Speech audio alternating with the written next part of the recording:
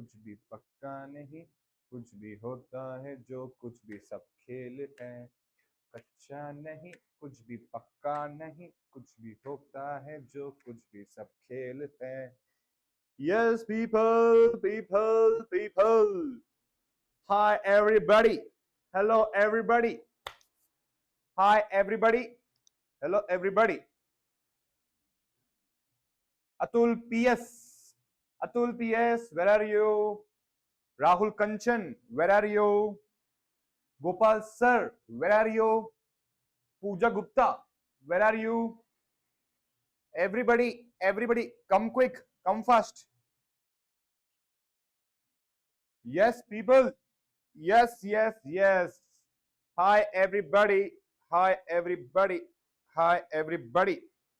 Come fast, guys, guys, guys. Come fast. Hello, everybody. Hello, everybody. Hello, everybody. Yes, people. Yes, people. People. Hi, everyone. कच्चा नहीं कुछ तेजी Pawar. Hello. Hi, Tejasvi Pawar. How are you? How was your day, Tejasvi Pawar? I hope you are taking good care of your health. You are sleeping well. You are eating well. Tejasvi Pawar. I hope you are also studying well. Tejasvi Pawar. Yesterday you were not there. Tejasvi Pawar. Hello, everybody. Vaishnavi Nagaranjan. Good evening. Good evening, Vaishnavi Nagaranjan. Where are you from?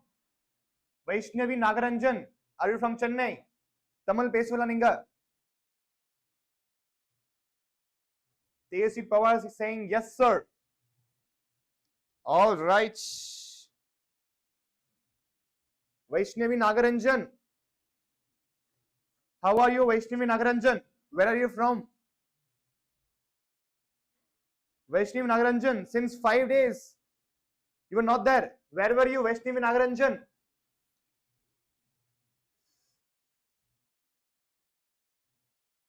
Tejasvi Pawar, how is your preparation going on?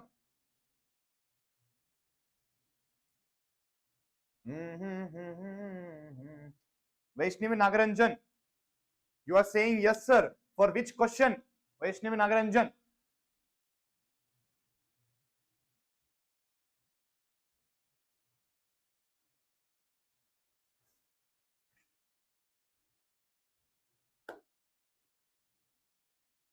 Yes, people, people, people. Good, sir. Good, sir. Amazing. Amazing, Tejasvi Pawar. Amazing. Great, great, great. Tejasvi Pawar, I think you are the one who told me corporate governance is a really, really boring chapter.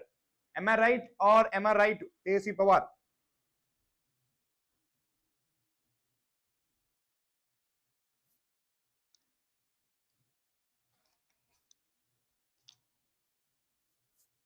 Guys, I would want you to share this YouTube link to as many people as you want so that everybody can get the benefit of this beautiful, superb marathon lecture, guys.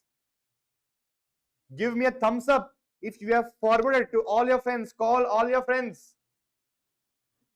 Chennai, sir, I watched your videos next day. Okay, okay, Vaishnavi Nagaranjan. First class, first class. Chennai la enga, inda uru. Vaishnavi Nagaranjan, inda uru.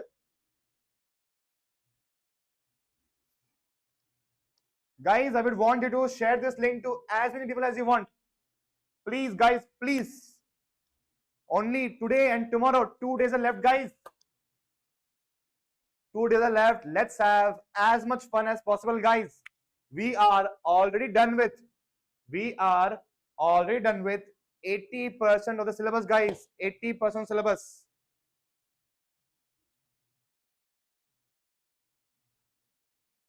By today, we'll be done with 80% of syllabus, guys. By today.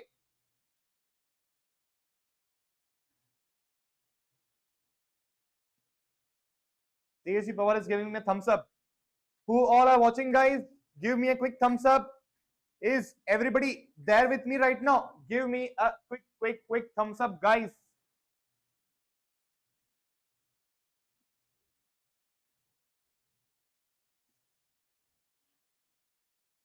Yes, people. Yes. Come fast. Easy power. Just give me 3 to 4 minutes. Then we will get started. Okay? Vaishnavi Nagaranjan. How was your day, Vaishnavi Nagaranjan?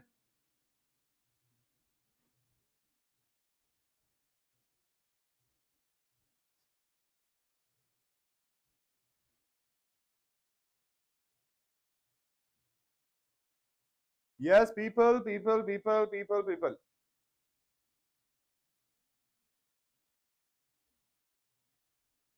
KK sir. All right. Thank you so much. Tejasvi Pawar.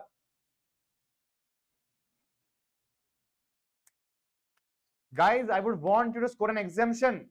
Understood? By watching all my marathon lectures, I would want you all guys to score an exemption. You do not have any other option, guys, but to score an exemption. I've given you everything, guys. Everything. All the important topics have been given. All the expected questions have been given. Answers to those expected questions have also been given. 50 MCQs per sub chapter have also been given, along with the answers. Guys, there is no reason for you not to score an exemption, guys. I've taught you every single law along with the logic, guys. Abhinetra. Sure, sir. For which question have you given this answer, Abhinetra? Pooja Gupta, good evening. Vaishnavi Nagaranjan, pardon me, sir. Vaishnavi Nagaranjan, for which sentence have you told me, pardon me, sir, Vaishnavi Nagaranjan? Vaishnavi Nagaranjan, my question is, where are you from? I know, but from which place? In Chennai, which place? Tiruvannur, Madurai, Yendayadam. Pooja Gupta, I would want you to do a promise to me. Score an exemption in corporate and economic laws.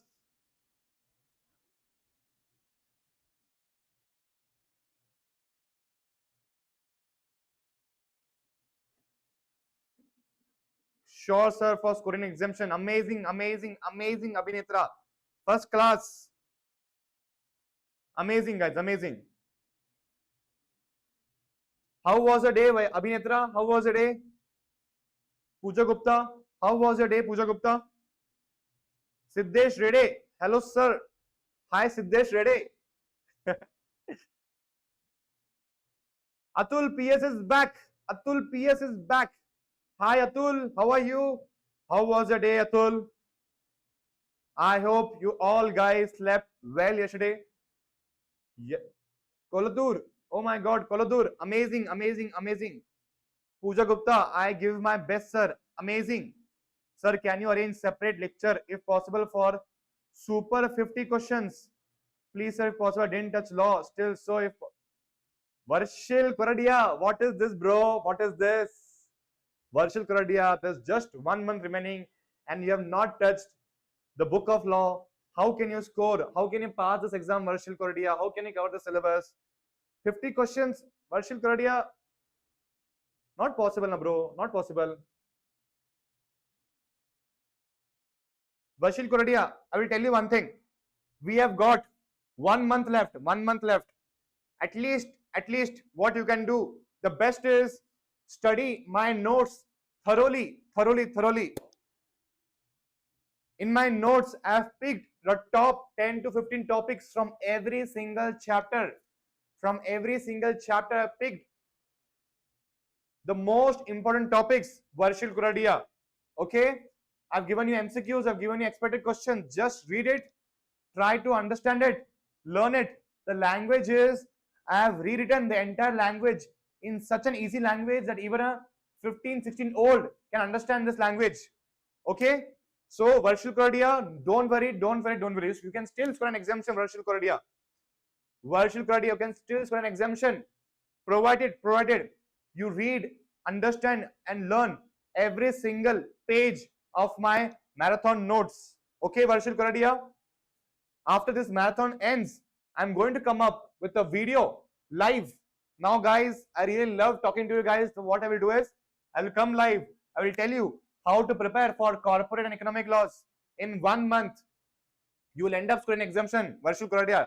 Don't worry, don't worry, don't worry. I am with you. Okay, I am with you. So do not worry at all. You are going to score an exemption. First of all, do not panic. Do not ever panic. Okay? Varshil Grodia, promise me that you will not panic. First of all, corporate and economic law is extremely easy subject. Okay, Varshil Grodia, it is very extreme, very easy subject. Okay, so I'm going to come up with a video where I will tell you how to prepare for corporate and economic law. Okay, Varshil Koradia. Okay, sir. Thank you for selfless support. Varshil Koradia, promise me that you are going to do whatever I will tell you from now onwards. Varshil Koradia, see, we both know that you have messed up right now. Okay, you are messed up right now. So right now you have to listen to whatever I say. Okay, after this marathon will end, first thing first, I'm going to come up with a video how to study for corporate and economic laws in just 1 month. You have to promise me that whatever I'm going to tell you, you have to follow it blindly without any question asked. Okay, Varshil Koradia.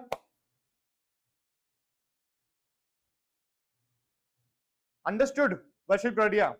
Okay, you're going to give your best. You're going to do whatever I'm going to tell you, and then nobody can stop you from scoring exemption in corporate and economic laws. Okay, guys.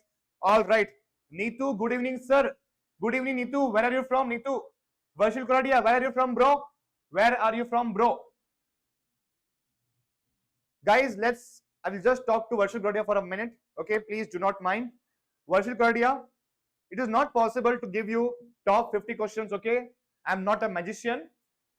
Okay, so what I will do is I'm going to come up with a video where I'm going to tell you step by step how to prepare for corporate economic laws. You have to follow me blindly. Okay, it's not easy. I'm telling you, it's not easy. First of all, accept this fact that it is not easy.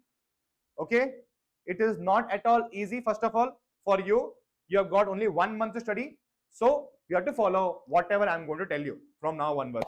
All right, perfect. Varshil Koradia is from Gujarat, Ahmedabad. Amazing, amazing. Neetu is from Jharkhand, Dhanbad. Amazing, guys. First class. Crazy. So, with this, let's start our next chapter, that is corporate governance. Everybody with me? Give me a quick thumbs up. We are going to start this chapter very strategically. We are going to start this chapter very strategically. Vaishnavi Nagaranjan, can you please tell us how to present case law and descriptive question in exam? Vaishnavi Nagaranjan, I will tell you one thing. The first video of marathon, the first topic I started was how to write descriptive answers. How to write descriptive answers. Number one, when I was starting corporate laws, in the first video, I've taught how to write case laws. Guys, if anybody can just guide Vaishnavi Nagaranjan as to where can we find how to write present case laws in the marathon series. I do not remember in which video I taught how to write case laws. But Vaishnavi Nagaranjan, don't worry, again, when I'm going to bring a video on how to prepare corporate and economic laws in 1 month, I'm going to explain you again for you how to write case laws and how to tackle descriptive questions. Pooja Gupta, yes sir, yesterday notes yet not received. Pooja Gupta, 1 second.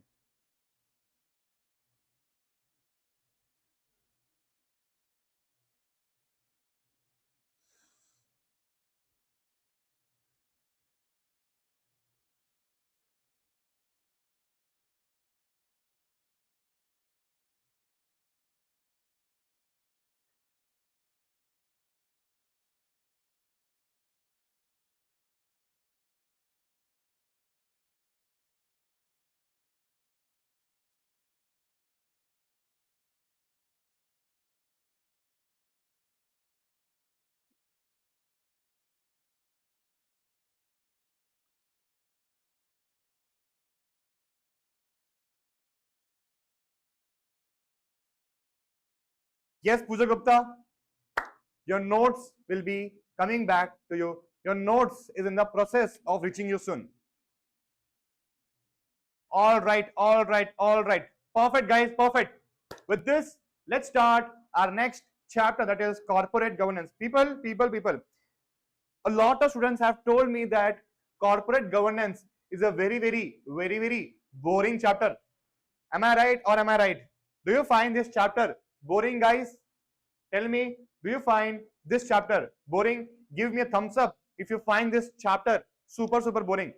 Gopal sir, good evening, sir. Good evening, good evening, good evening, good evening. How are you, Gopal sir? Yes, people, give me a quick thumbs up if you find this chapter boring.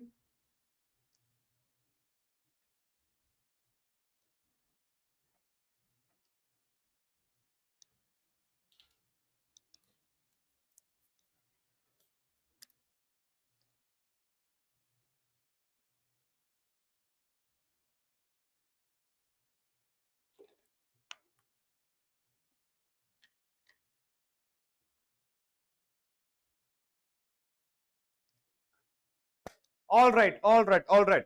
So, people, even though this chapter might seem boring to you, but in today's marathon, we are going to complete off this chapter in the most beautiful way ever possible. You would never have thought that this chapter is so beautiful, so amazing, super interesting. Okay, we're going to touch the topics strategically. Strategically, we're going to touch these topics. Okay, everything depends on how your approach is towards any chapter. Okay, like always I tell you, there are always two barriers that makes you that makes you think a subject or a chapter is boring. Either the reason is it is too difficult, or the reason is it is very boring. Okay, even the chapter is very easy but it is very boring, you won't touch that chapter. Now, even though that chapter is very easy, but that is very difficult to understand, still you will find that chapter boring. So we are going to break these two barriers today. We're going to break these two barriers today. Okay? All right. So people, there are 5 chapters in corporate governance. Number 1 is corporate governance concepts and issues. Number 2, corporate governance practices, codes in India. Number 3, family business. Number 4, CSR. Number 5, sustainability management.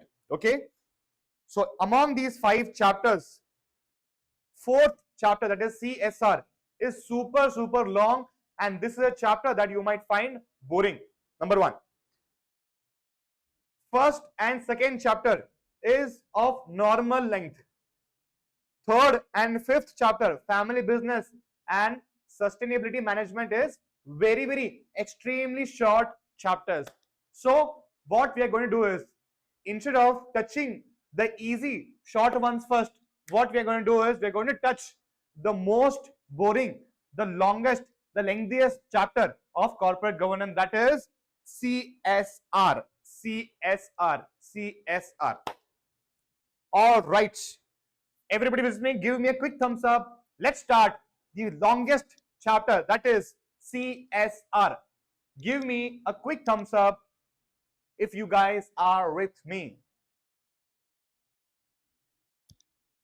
Varshil Koradia, I would want you to watch this marathon and answer to my questions if at all you know the answer.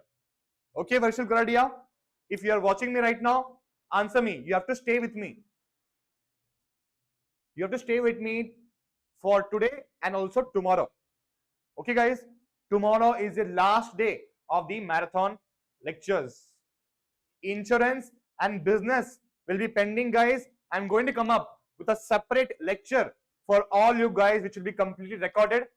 So in case you have got any doubt in that video, immediately drop your doubts in the comment section. Within 24 hours, it is my promise that I am going to resolve all your doubts. Okay, guys, if at all possible, if time permits me, I will come live for insurance or I will come live for banking. Yes, guys, yes. Vaishnavi Nagaranjan, first class. Teji Pawar, first class. Who all are there with me right now? Give me a quick thumbs up.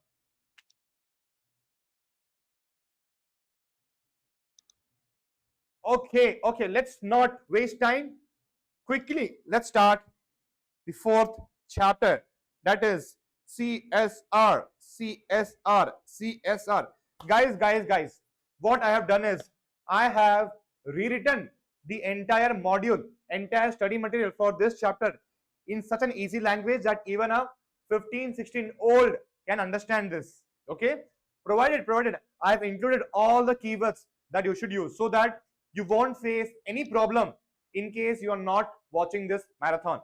Okay guys, so you should not feel it difficult to learn. Hence what I have done is I have rewritten this study material in such an easy language that even a 15-16 old can understand. Okay, so you won't face difficulty in learning or memorizing any concept.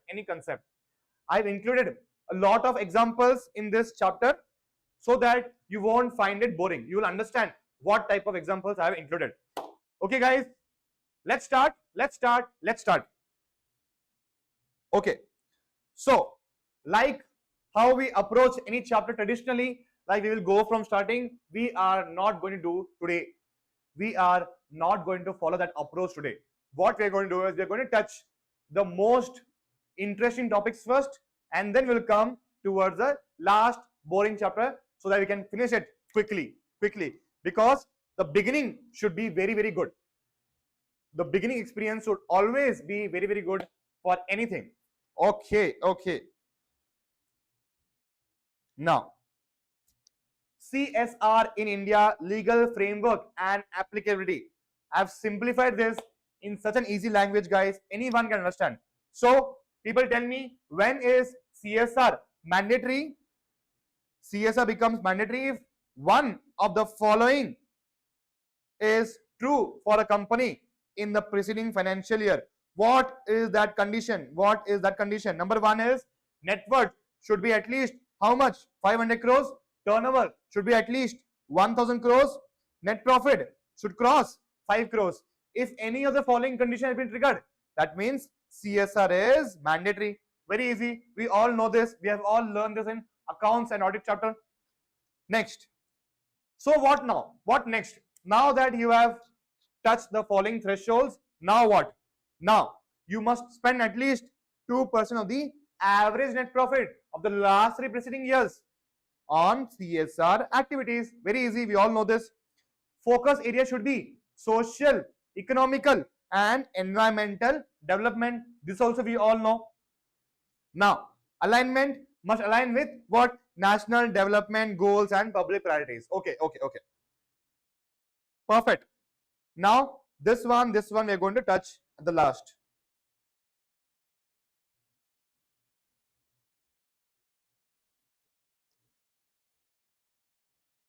Yes. People. Now I want all you guys complete participation. Everybody, complete attention I want. Tell me. Now we're going to understand which activity is a CSR activity, which activity will not be considered as a CSR activity. Okay, if a company has got 10 crores funds for CSR expenditure, where can that company spend that and where cannot company spend that? Company can spend on lot of activities and tell that it is under CSR. No. It will not be allowed. So the first things first, we need to understand where can a company spend and where can a company cannot spend. Basically, which activity will be considered as a part of CSR and which activity will not be considered as part of CSR. Quickly tell me. First, organizing health camps, providing medicines to underprivileged communities and nutrition programs. Will this come under CSR? Yes or no, guys? Give me a quick thumbs up. Organizing health camps, providing medicines. People, one second. Hold on. Yes, this is clear.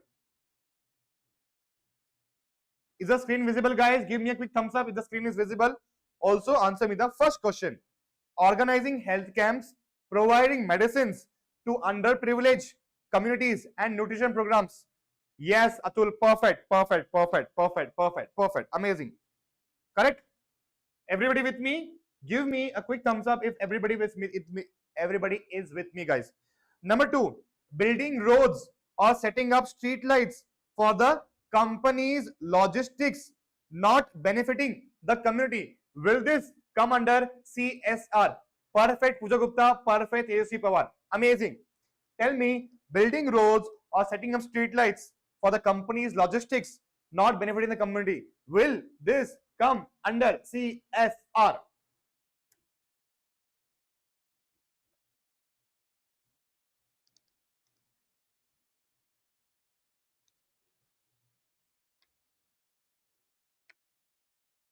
Atul PS, amazing, bro. Amazing, amazing, amazing. Abhinitra saying no. Great, great, guys. Great, great. First class.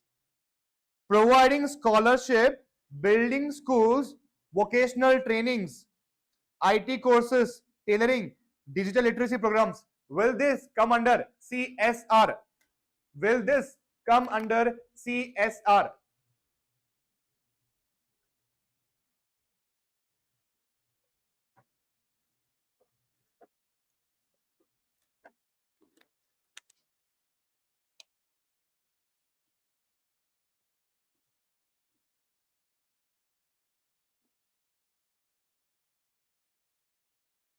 Guys, I would want you to tell me the point number and then tell yes or no.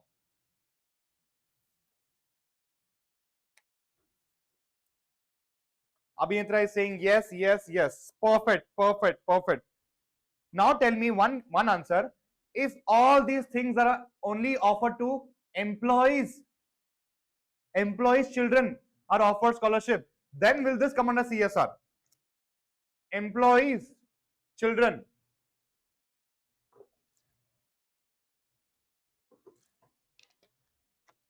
Third answer is yes. Perfect, perfect, perfect. Vaishnav Nagarajan, amazing. Guys, when I ask you a question, you have to tell me a full answer. Employees, children, answer is yes or no. Yes, Atul, perfect, perfect, perfect. Amazing, amazing, amazing. All right. Organizing a free health camp, but branding it with company logos for advertising. Gopal sir, perfect. Abhinitra, perfect. Tesi Baba, perfect. Atul, perfect. Organizing a free health camp, but branding it with company logo for advertising. Will this come under CSR?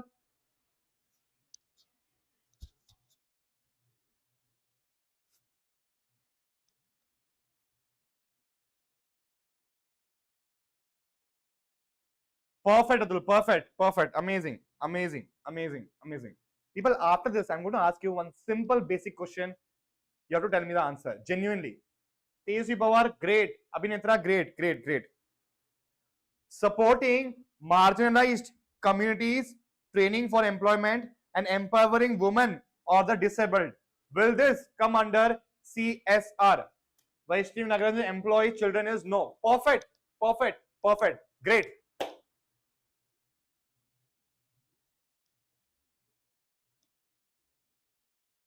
Guys, I hope the screen is visible. Supporting marginalized communities, training for employment, and empowering women or the disabled. Will this come under CSR? All the guys who are watching me, all the people who are watching me, you have to answer me the question, okay, guys? A lot of viewers are watching me right now. You have to answer me. Fifth, yes. Amazing, amazing, amazing, Tejasvi Pawar. Great, great, great. Next, installing pollution control equipment because it's a legal requirement. Will this come under CSR? They are reducing pollution. Will this come under CSR? Pooja Gupta answer is saying yes. Gopal sir is answer saying yes. Amazing, amazing, Gopal sir. Perfect.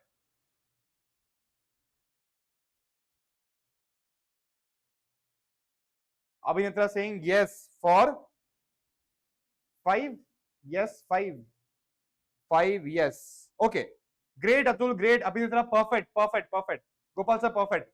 Now guys, you have to tell me sixth question. Installing pollution control equipment because it's a legal requirement. Legal requirement. Will this come under CSR? 6. No. Great guys. Great. Amazing. Fantastic, bhai. Fantastic. Next, building toilets, waste management programs, and sanitation awareness campaigns. Will this come under CSR? Just a campaign. Will this come under CSR? Atul PS 6 no. Pooja Gupta 6 no. Tejusi Pawar 6 no. Vaishnavi Nagaran 6 no. Perfect. Guys, absolutely amazing.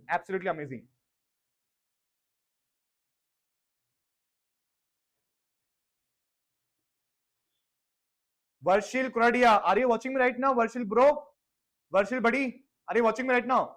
Gopal sir is saying no. Perfect. 7th, yes. Perfect, Adul. Perfect. Class. Providing health insurance or bonuses for employees and their families. Providing health insurance, guys. Health insurance. Providing to employees and bonuses for their families also. Oh my God. This can come under CSR, I think. Gopal sir, yes. Nagaranjan, Vaishnavi Nagaranjan saying yes. Amintara saying yes. Pooja Gupta saying yes. Perfect.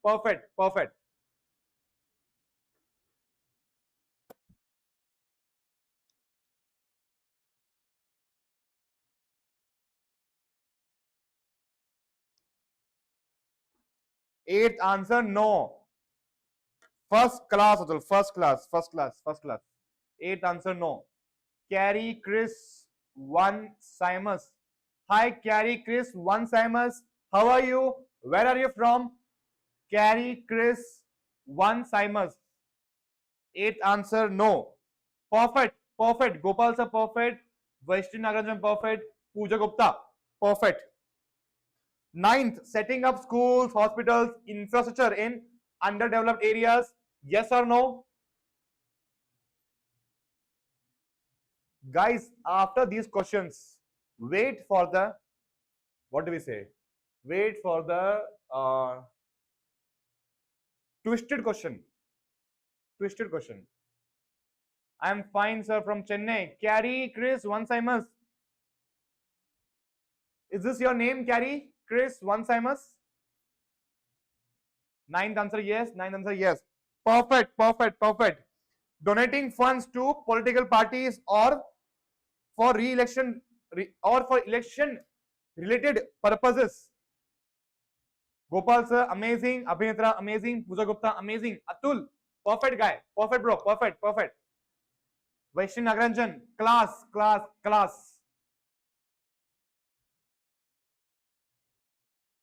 Yes sir. Okay, Carrie Chris. Chennai, where are you from? In Chennai, where are you from? Tiruvannur, Madurai, or which city? Do you speak Tamil? 10th answer, no. Yes. Perfect, Gopal sir, perfect. Amazing. Vaishnavi, first class. Carrie, first class. Gopal sir, first class. Pooja Gupta, first class. Abhinitra, first class. Atul PS, perfect. Now guys, tell me one thing. In the Competition Act 2002, we understood the concept of predatory pricing, offering products or services at a price lower than the cost of production. Why do businesses do it? It's a part of business strategy, right? It's a part of business strategy so that customers will come into the funnel and competitors will suffer heavy losses. Yes or no?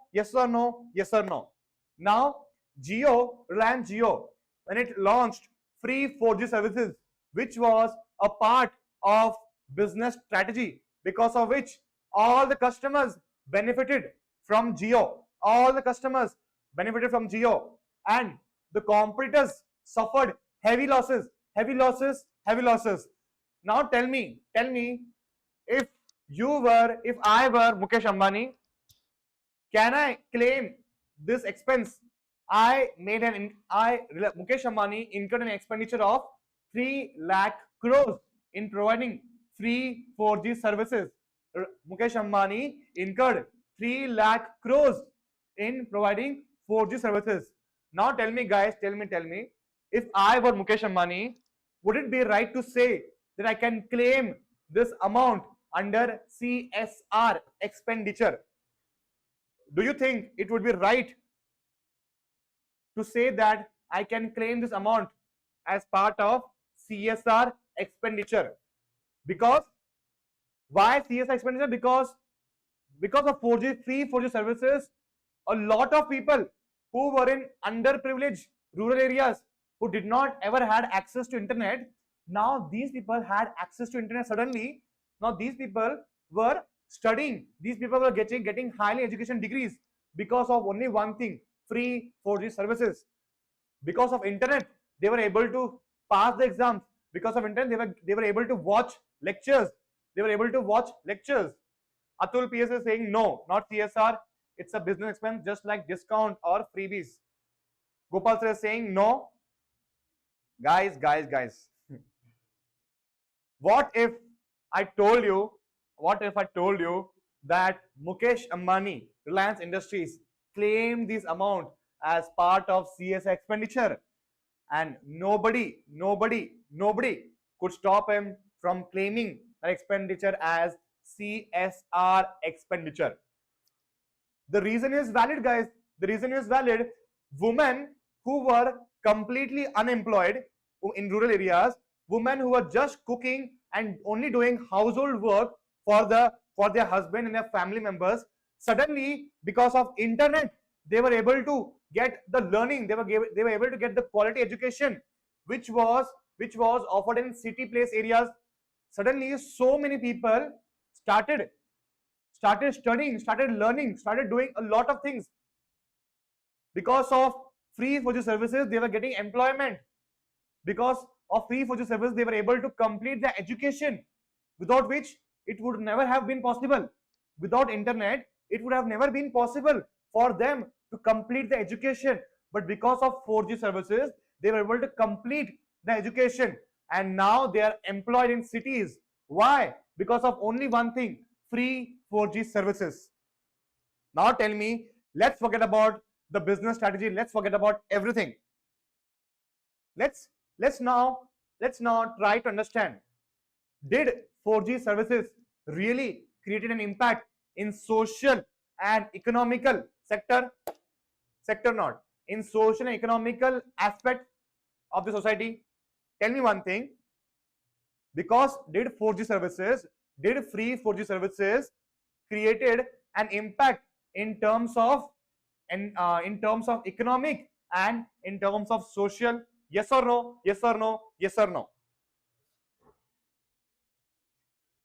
People, this is why this chapter is super interesting, guys. If you try to understand it practically, that means this chapter is one of the most beautiful chapters ever. Are you guys with me? Initially, even I thought that Mukesh Ambani or Reliance Industries cannot claim this amount as CSR expenditure, but he was successful in claiming this amount as CSR expenditure. Why? Because of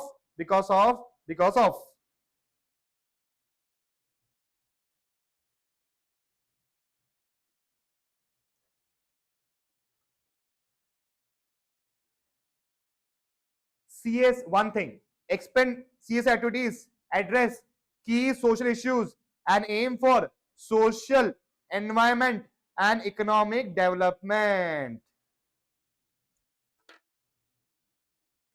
Initially, even I thought, how can Reliance Industries claim this amount?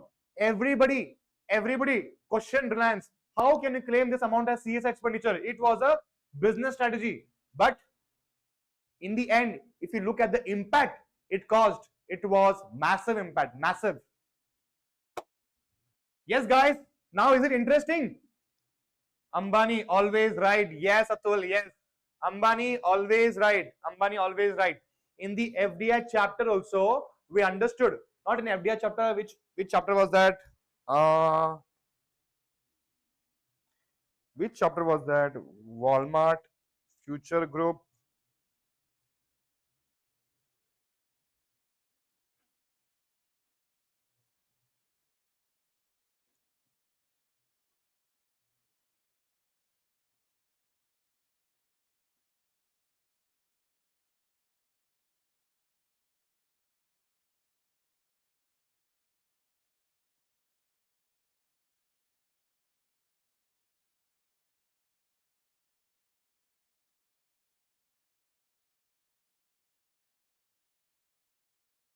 Yes. When I was teaching the chapter of prevention of operation mismanagement, I started this chapter with people. If you yesterday notes, sir, yesterday notes received. Thank you. Perfect, perfect, perfect, Pooja Gupta. Perfect. So, guys, I was telling you when I was teaching a chapter of prevention of operation mismanagement, I told you one more case study whereby Amazon had invested into Future Group with only one condition, that Future Group should not deal with its competitor of the Amazon, but Future Group sold all its physical stores to Reliance Industries, right? In that case also, even NCLT told that Future Group cannot proceed forward with the case. Singapore Arbitration Tribunal also told that Future Group cannot proceed with the selling of stores to Reliance Industries. Everybody told, but in the end, by the time the case was, by the time anybody can approach Future Group, Future Group was already done with its existence. So Amazon had lost the battle. Reliance Industries again won the battle. Even though Jeff Bezos, poor guy, he was 100% right. People, this is the reason why we should study corporate and economic laws, people. This is the reason why we should study corporate economic laws.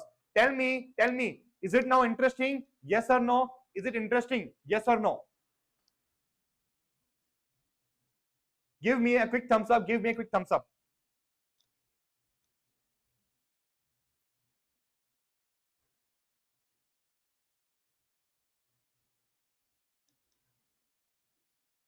Guys, I hope everybody have got my notes.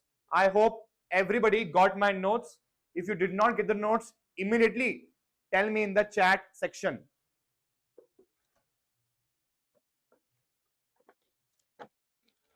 Perfect, perfect, perfect, Atul. One Simus, okay. One Simus has told me something. In Chennai near Anna Nagar, I know Tamil sir, I live here. Perfect, perfect. Great. I'm going to come to Chennai. Carry Chris Omnibus, no. Okay, okay. Not CSI, it's a business expense. All right, all right, all right. Perfect, guys, perfect. So, now that you have answered all my questions perfectly, so we know now which expenditure can be considered as CSR, which expenditure will not be considered as CSR. Health and nutrition, organizing health camps will come under CSR. Building toilets, waste management programs will also come under CSR. Sanitation, providing scholarship, education skill development, supporting marginalized communities, inclusive growth and empowerment, backward region development, setting up schools, hospitals and infrastructure. Are we done? We are done with the topic of which activities will be considered as part of CSR. Initially, you are only focusing on this. You are not trying to imagine anything. Hence, I gave you examples so that you can visualize everything vividly and you will never ever forget in the exams. Okay? All right. Activities not considered CSR also, you have answered me everything perfectly. Publicity activities focused on advertising products, services, CSR. Okay, organizing a free health camp, but branding is there. Compliance with regulations and government orders, installing pollution control, employee benefits not be considered as part of CSR, infrastructure development or business operation activities directly supporting business operation will not be considered as part of CSR. Political contributions or donations will not be considered as part of CSR.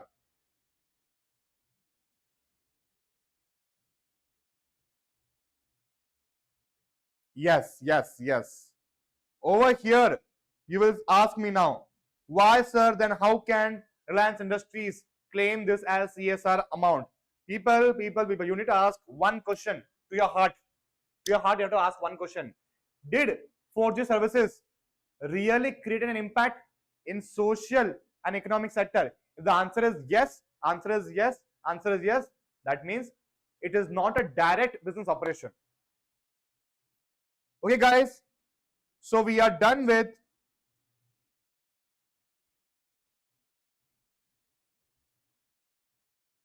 CSR legal framework applicability, legal CSR requirements and eligible companies.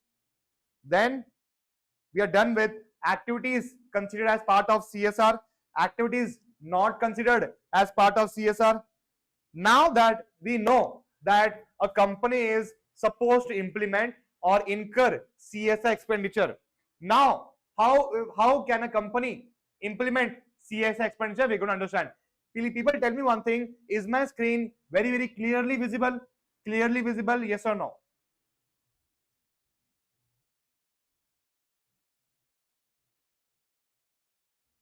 Vaishnavi Nagaranjan, yes sir, interesting. Thank you, Vaishnavi. Thank you so much. Thank you so much. Guys, no chapter is boring, okay?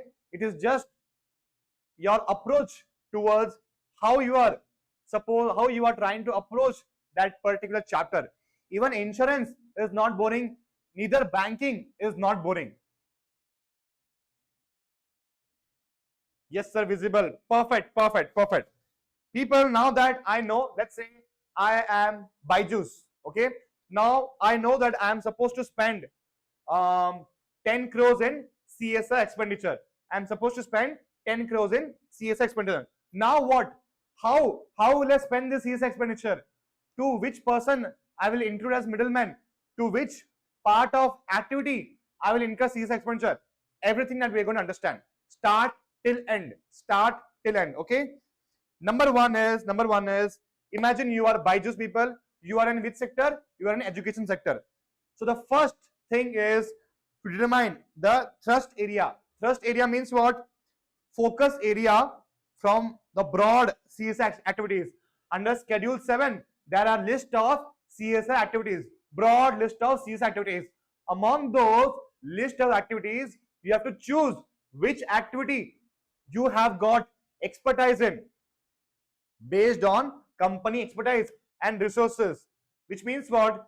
Based on which activity you can incur CSR expenditure on which activity which has got two things in common. Number one, you have got expertise, and number two, you have got the resources to spend CSR activity. Resources means what? Not financial but operational resources. You have got proper manpower so to implement that CSR expenditure. Okay.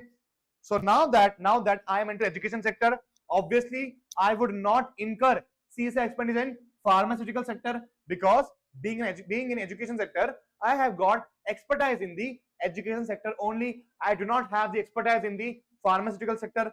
All right. Now that I have understood, now I have to incur CSR expenditure in education sector. Now what? Education includes building schools, providing books, sponsoring meals to children, offering scholarship for underprivileged students. Which type of activity will I incur under education? I will have to figure it out. Now that, let's say I would want to provide free meals to the students. I would want to provide free meals to the students. Now what? Next, evaluation of CSR project, assessing if the project aligns with the CSR objectives and its potential impact on the community. Is it really going to impact the community? If children are already receiving free meals with superb quality food, if they are already receiving superb quality food, then will my expenditure in food will make any impact? No. Then I have to figure it out. Okay, will my expenditure really align with the CSR objective or not? Next, now that I realized that students are not receiving proper meals, quality food time to time, then what I will do is I will incur CSR expenditure in providing free meals. Now what after that? Implementing of CSR projects, carry out CSR activities directly by the company itself or through NGOs, government initiatives or partnership. Directly I can incur CSR expenditure, or indirectly through NGO or government partnerships. Next is, now that, let's say I have incurred the CSR expenditure towards providing quality, tasty food to the children. Now what? I have to track project progress. and ensures funds are being used properly, which means what? Middlemen. I do not end up filling the pockets of the middlemen. I have to ensure that whatever money I'm spending, it is completely going towards the right direction. Number one is that. Number two, am I really creating impact? What if I have to check properly? Is food being really offered in a tasty way using my funds or not? And last is impact assessment. How do I check the impact assessment? I will ask the children, whether a bacha, child, do you like the food over here? Do you like the food cooked right now, recently? Are you eating 3 times a day or not? I will try to ask the children whether my spending on CSI expenditure on food has really created impact or not. Is everybody with me? Now that we have visualized everything, now can you tell me the steps in CSR implementation process? Yes or no, guys? You have to understood. You have to realize. You have to keep in mind that you are Byju's and you have to spend in education sector. In education sector, there are a lot of things: building schools, offering scholarship, offering meals. Or number four is providing books. Okay, guys. Are you guys with me? Are you guys with me? Are you guys with me? Yes or no? Can you now confidently tell the steps in the CSR implementing process? This is how you have to answer in the exam, guys, using examples, using examples, using examples. Okay? Yes or no? Yes or no? Yes or no? Guys, am I shouting? Am I shouting too much, guys? So sorry.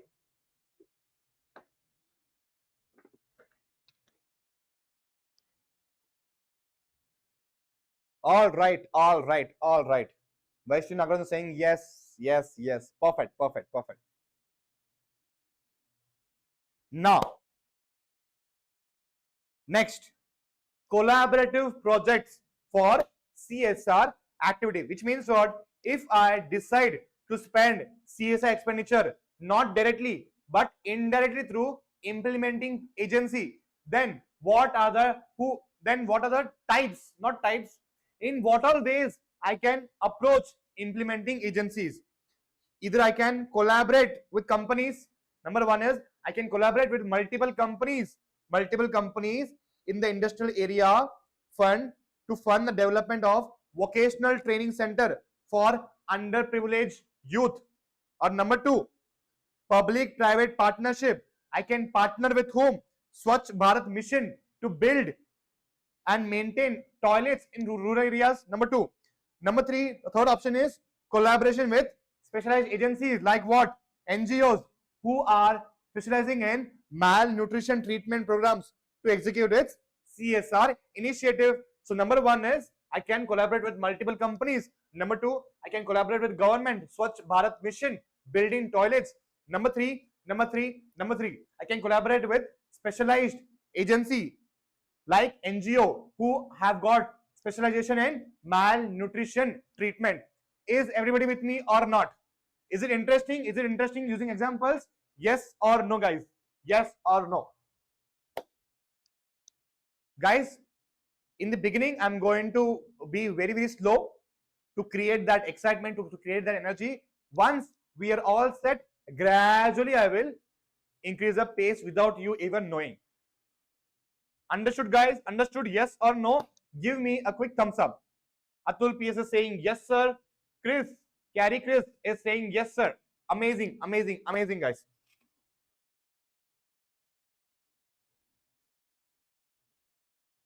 All right, all right. Now we can understand the types of specialized agencies. We understand the types of specialized agencies. Number one is people. Is my screen visible right now? Yes or no? Quickly give me a thumbs up if my screen is visible properly. Gopal sir, thank you so much, sir. Thank you so much. Vaishnu Nagaranjan, thank you so much.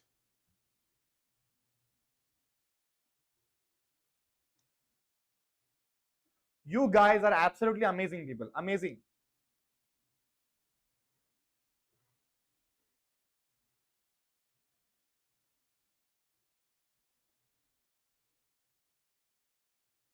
Guys, do not get scared by looking at the table so much to study.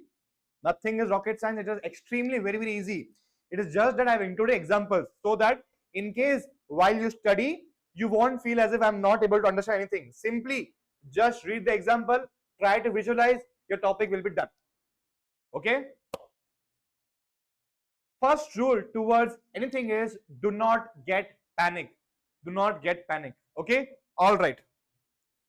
Now, types of agencies. Number one is community-based organization. Means what? Local groups organizing cleanup drives, health camps, or education initiatives in rural areas. These people are at a grassroots level, directly, often with deep local connections.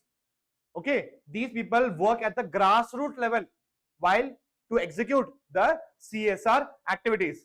Next, elected local bodies. Company can do a partnership with municipal corporations to provide free not clean drinking water. Next, voluntary agencies, NGOs. Fourth is academic institutions, schools, colleges, research institutes. We all know that doctors, when they complete their MBBS, they have to go to villages for giving free medical checkup services. You all have seen in movies, right? Doctors going to villages to provide free medical treatments.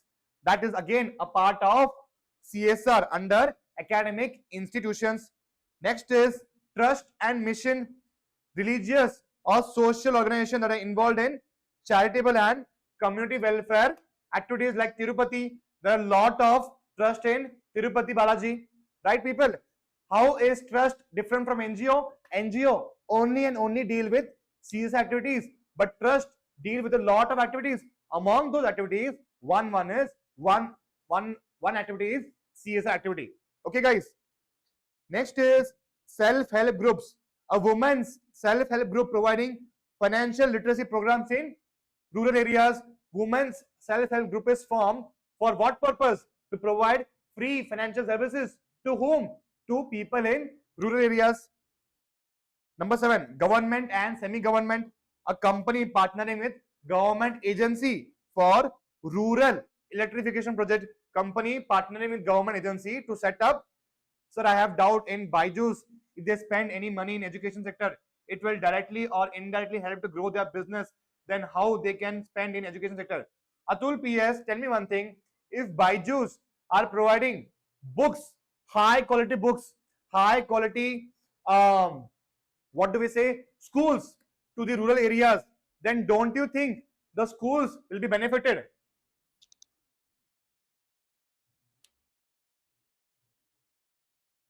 Atul PS, I will tell you one thing.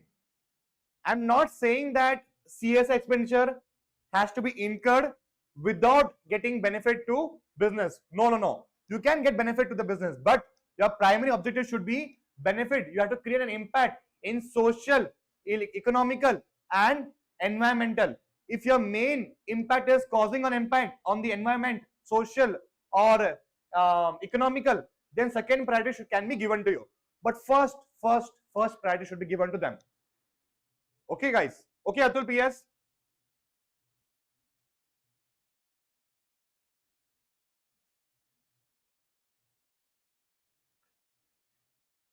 If Byju's start incurring CSI expenditure in healthcare activities, do they have the expertise? Do they have the skill to make sure that expenditure is incurred in the right manner? No. Okay, Atul. Okay, am I clear? Am I clear, Atul? First priority should be given to whom? First priority should be given to the impact.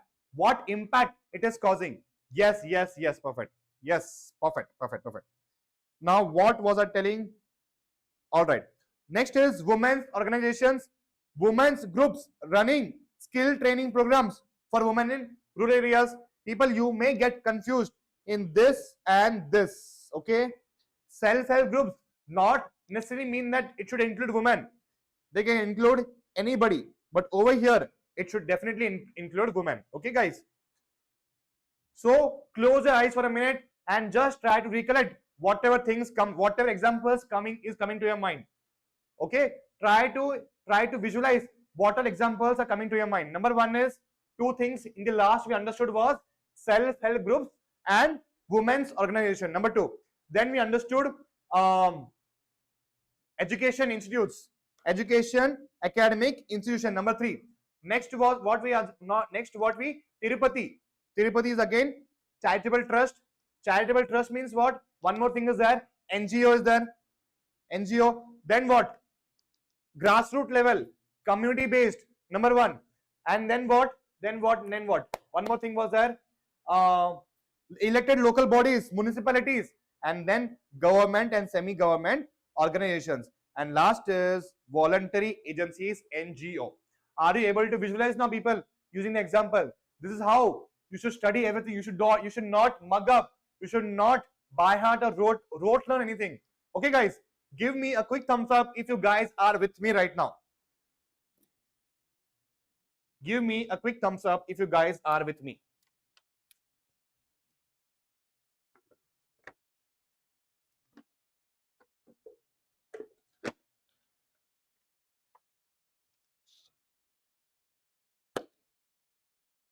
Gopal sir, Vaishnavi, Tejasvi Pawar, Carrie, Chris, Pooja Gupta. Where is Pooja Gupta? It's been long time since Pooja Gupta told me anything.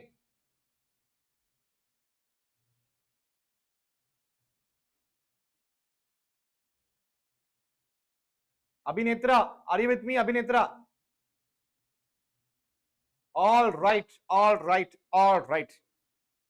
Now we're going to understand that how will the evaluation be done in CSR projects. In CSR project, how will you know which is the right place to spend CSR expenditure? How will you evaluate the cost of CSR expenditure? We're going to understand everything in detail. Rahul Kansan is back. Perfect. Carrie is back. Gopal sir is also there. Vaishnavi is also there. TSC is also there. Atul PS is also there. All right. So CSR evaluation is done in two stages. Number one is pre-evaluation, which is very, very important. And next is post-evaluation. What do you mean by pre-evaluation? It is due diligence. Before committing resources, what you have to do? Company has to assess whether the project aligns with CSR objectives by following a checklist. What is a checklist? Number one, nature of the project, type of initiative, whether it is education, healthcare or not. Number two, cost estimation. Now people, CSR committee will try to evaluate the CSR project by following these checklists. Then only they will commit to resources. Okay, guys. Implementing steps to implement is different, and this is different. This is just evaluation criteria for CSR expenditures. Okay, guys. Are you able to understand the difference between CSR implementation steps and evaluation criteria? Yes or no? Give me a quick thumbs up. Till then, I'm continuing. Okay. Next is cost estimation. What will be the amount of financial resources required? Next is whether we are incurring this expenditure directly or through an independent agency. Implementing agency. Collaborative model. Are we collaborative with the companies, government partnership, or NGOs or not? Next is whom do we want to benefit in the end? Is it children? Is it women? Or is it disabled people? Next is feasibility, technical, which means what? Byju's is into education sector. Does Byju's have the technical knowledge in ensuring that it is spending CSR expenditure in the right amount, in the right way, using the right people and resources? Yes or no? Yes. Feasibility. Next is feasibility financial. Means what? Do we have the required financial resources to spend for CSR? Next is implementation timeline. It should not be a case that I have incurred the expenditure and that project is going long, 5 years, 6 years, 7 years, 8 years. No. What should be the implementation timeline? Within what duration the project should be implemented? Next is measurable impact. Now what will be the matrix for me to measure the impact of the CSR expenditure? Are children really happy? Are they suffering from any malnutrition problem or not? Are they eating 3 times or not? These can be the metrics. Is their BMI index getting improved or increased? Will be the metrics. Next, monitoring mechanism, tracking and reporting progress. Is it just one time or is it consistent progress? Yes or no, guys? Yes or no? So we are done with the pre-evaluation due diligence. People, now can you able to visualize all the steps that have to, all the evaluation criteria that I have told you? Are you able to visualize now, people? After you complete with the marathon, before exams, you just have to read the details, examples part. That's it. Left hand side will obviously come to your mind. Okay, guys. Next, what is the process? Basically, CSR committee conducts the evaluation of the checklist. External experts may prepare feasibility reports. Auditors may be involved. Financial advisor will be involved. Number 3, committee approves the project based on findings. Very easy, very easy, very easy. Now that you have incurred the CS expenditure, now what? Now you have to assess the impact that you have created.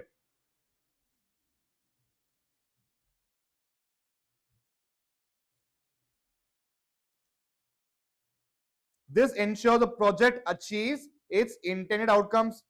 People are going to understand the evaluation metrics in detail, okay?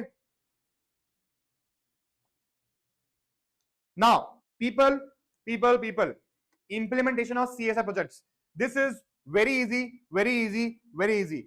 Direct implementation by the company, indirect implementation by using a third party. So I would want you to read this, understand it, learn it on your own, guys, because it is very, very simple. I have rewritten the language, the content in super easy language, super easy language.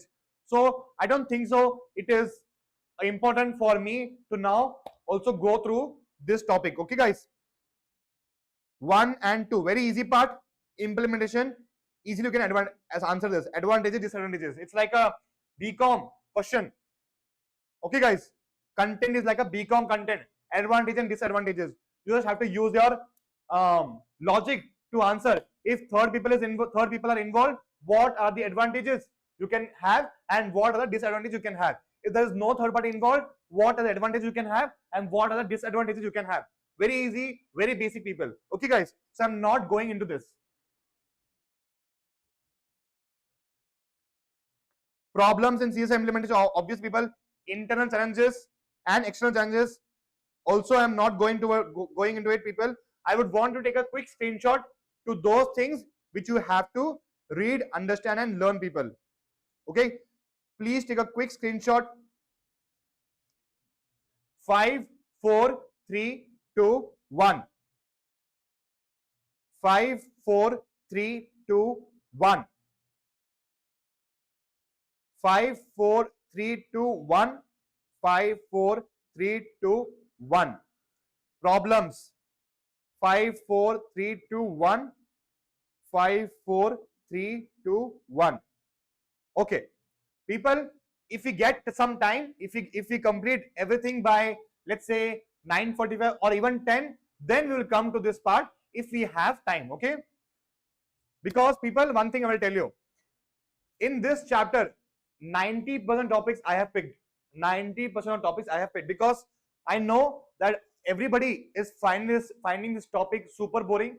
So I thought that why shouldn't I include all those topics in the marathon notes in a rewritten language and easy language. Okay, guys. So I have made your work extremely easy. So you don't have to touch the module. Simply read, understand and learn my notes. You will be done. Okay, guys. If I get time by the end, I will definitely come to these topics. Okay, guys. Quickly we'll complete it. Quickly, very easy. Now, evaluation after expenditure. We're going to understand post-impact assessment. Post-impact assessment in detail. Now, people, after spending on CS expenditure, companies need to check whether objectives have been met.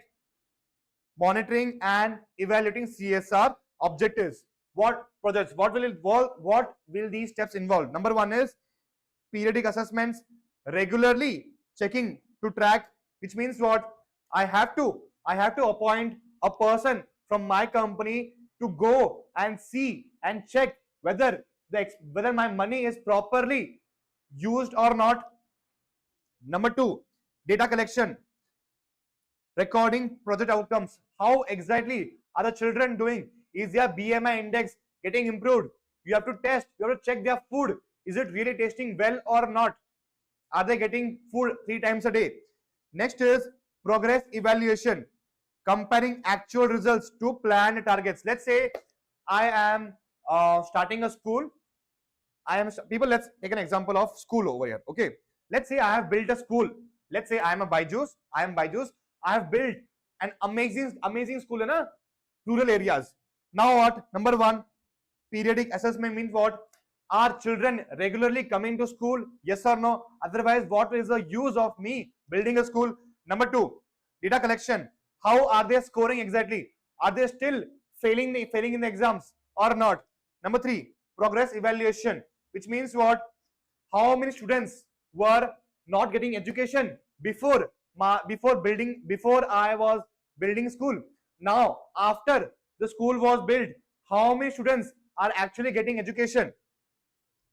Corrective actions, which means what? If teachers in the school are not sincere because rural people, nobody is there to watch, that means what? That means what, people? I will take corrective actions. I will remove these teachers and I will appoint new teachers at a good salary.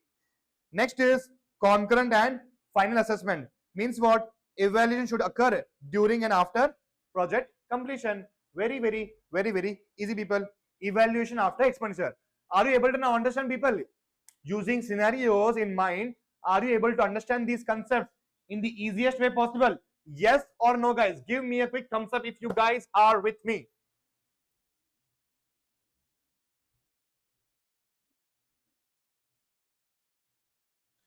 Once we are done with this, then we'll come to the topics that you find really little boring.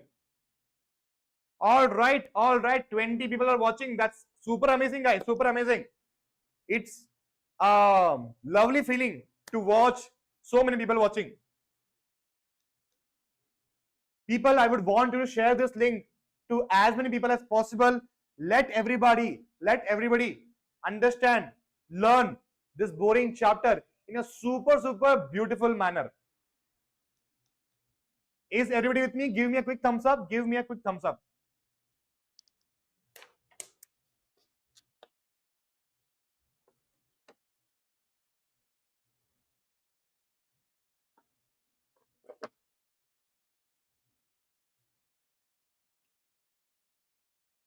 Yes, people. Are you there? Are you there? Are you there? Are you there? Are you there? Give me a quick thumbs up. Perfect. Atul PS. Wait, I will also send you an emoji, Atul PS.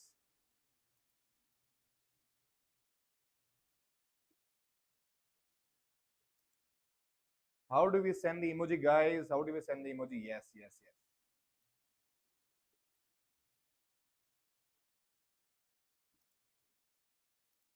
All right. Okay. Perfect. Now, last topic of CSR topic. Last subtopic of CSR topic. What is that? Impact assessment. Again, people, same thing. Determining whether CSR project has achieved its intended goals or not. Independent agencies ensures unbiased evaluation, which means what? After I have incurred CSR expenditure, I myself will not evaluate the project. I will appoint an independent agency so that he will give me a report, unbiased report. Okay. Number two, impact focused, measuring actual benefits to the target groups. That independent agency will go and ask the children, interact with their parents. Are your kids really happy with the food they are getting it? Are they eating 3 times a meal, 3 times meal a day? Number three, post-project completion conducted immediately after the project to ensure accuracy, which means what? I have incurred CS expenditure. Now, after 1 year, is there any use in appointing an independent agency or not? No. So immediately I have to do an impact assessment. And last is data-based. Conclusion should be supported by real data, not on the data that this guy really thinks that no, company has really benefited. No, it should not be out of emotion. It should be strictly based on data. How many children BMI index has improved drastically? How many children are eating meals 3 times a day? How many children are not skipping meals? Everything is data. So with this, we are done with the CSR topic. Now we'll come to the topic that you guys find little boring.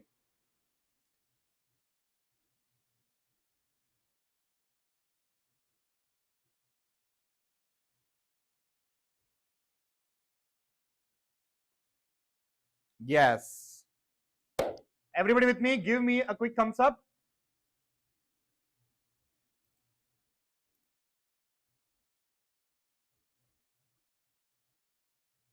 Yes, yes, yes. Okay. People, after this, we will take a small break, okay? I know it is too much in your head right now. So, since so long I'm shouting in front of you, I know it is too much. But people, after this, we will take a break of 5 to 10 minutes. All right, all right, all right. Perfect.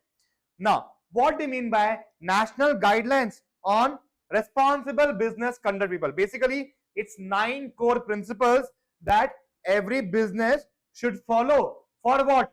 To be responsible, to be ethical, to be sustainable. Sustainable means what? Every business like Tata, there are 2 types of companies. Number 1 is company like Kingfisher. Number 2, company like Tata. Company Tata is very ethical company which has an absolute amazing corporate governance. That is the reason why it is into existence since more than 100 years, and Kingfisher Airlines just droned within just 3 years. Why? Because of corporate governance and ethics. So now we are going to understand what are the 9 principles every company should follow to achieve 3 things. Number 1 is to be responsible, to be ethical, and to be sustainable. Sustainable means surviving for a long period of time. Okay. Now basically every principle has got 3 structures, 3 parts. Number 1 part is statement. What exactly does the statement says? Number 2, brief description, giving the importance and intention behind that principle. We are giving that principle not as per our whims and fancy. There is some big reason towards that principle. And last is core elements, listing what exactly the business must do to follow that principle.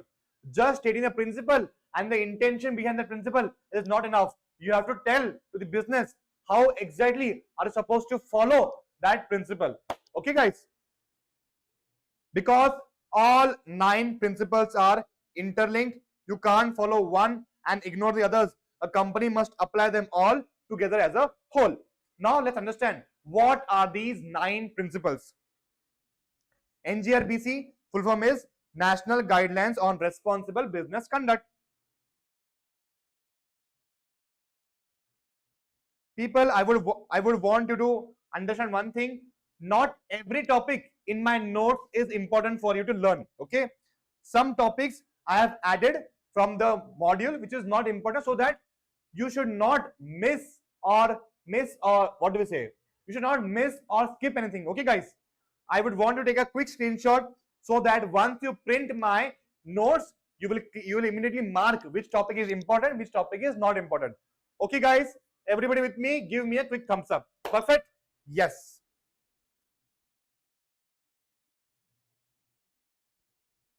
Now, what are these 9 principles of national? What is the full form? I also forgot, guys. National guidelines on responsible business conduct.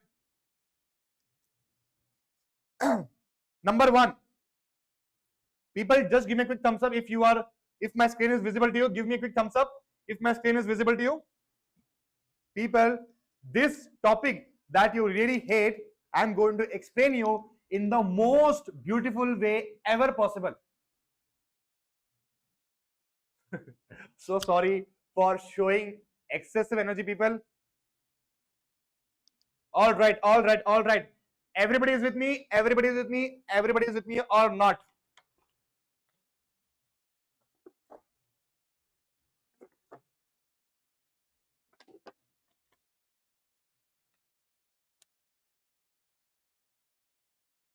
Yes, yes, yes. Atul PS, Gopal Sir, Carrie Chris, Pooja Gupta, Vaishnavi Nagaranjan, Ingarkel, Abhinetra, where are you? Where are you? Tejasvi Pawar.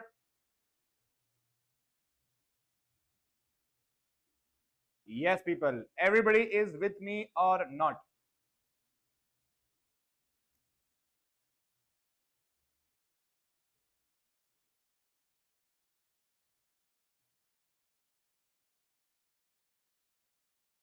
Yes, yes, yes. People, I hope the screen is visible. If my screen is not visible, please let me know, okay? So number one principle is integrity, ethics, and accountability. What is the meaning of this? Let's understand using an example. Meaning what? Misleading. If the companies are misleading customers by saying that our product is organic, even though it is not organic, that means it is misleading its customers. It is not following the integrity. Integrity means what? Doing the right thing even when nobody is watching. It is not ethical and it is not following the principle of accountability. Understood, guys? Number one example is if the company is misleading the customer saying that our product is 100% organic even though it is not organic. Number one is integrity, accountability, and ethics.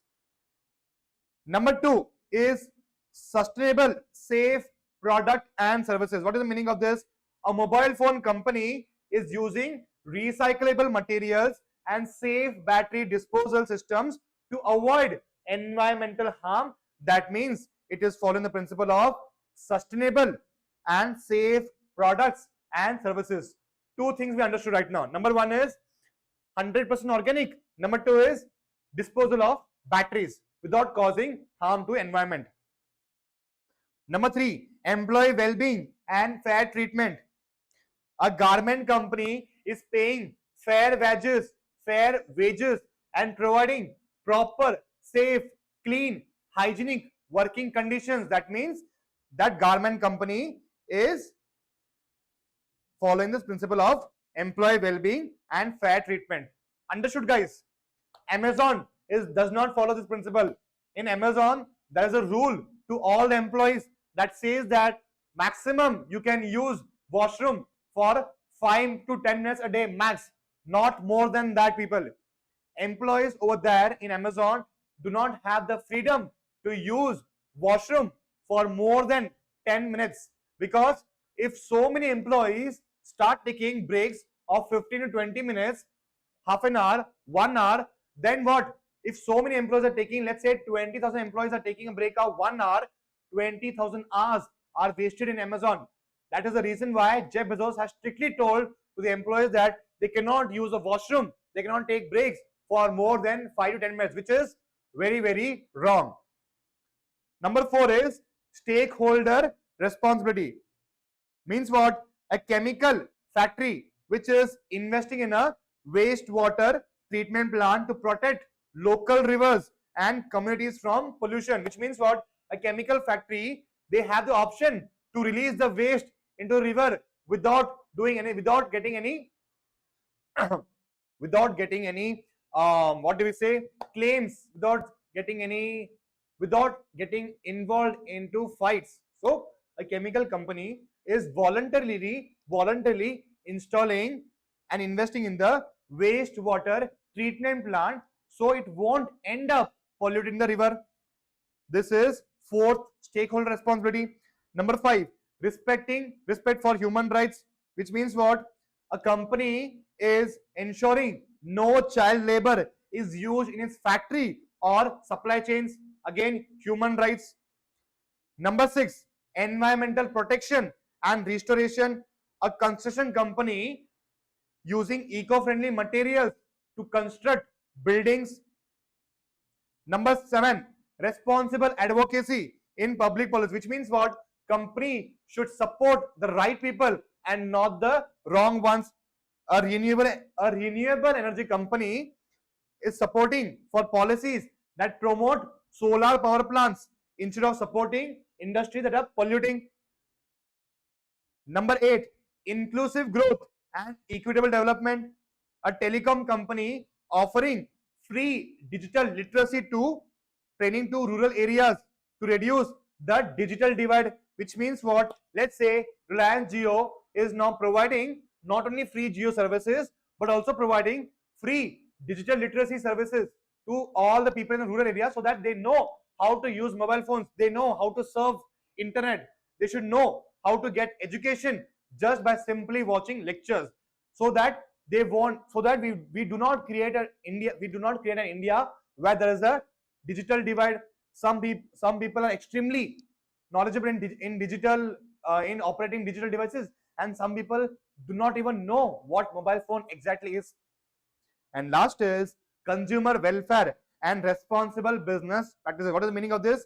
A food company labeling nutritional information on packaging and not misleading consumers with false healthy claims on sugary products. You are offering products which has got a lot of sugar in it, and then you are claiming that it is healthy by misleading packaging information. This is wrong. We are done with the 9 principles of responsible business conduct. People, after understanding this with an example, we can now clearly at least write 5 to 6 principles in the exam. People, 5 to 6 principles in the exam.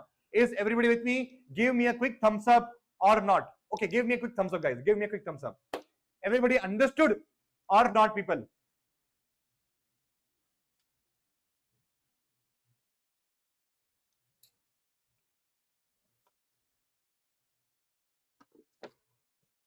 Is it interesting, people? Is it interesting? Yes or no? Yes or no? Yes or no? Is it super interesting now? We are now we are doing something very, very different. We are trying to visualize scenarios. We are trying to visualize the stories behind why the principles are made. Yes, yes, yes. Rahul Kanchan, Vaishnav Nagaranjan. Perfect, guys. Perfect, perfect, perfect, perfect, perfect.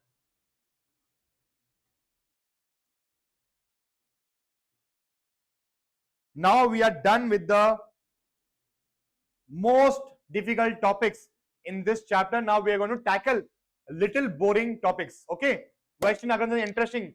Thank you so much. I'm so glad, guys, that you are finding this boring chapter super interesting, guys. That means my hard work has paid off. Yes, yes, yes. Thank you so much, guys. Thank you so much.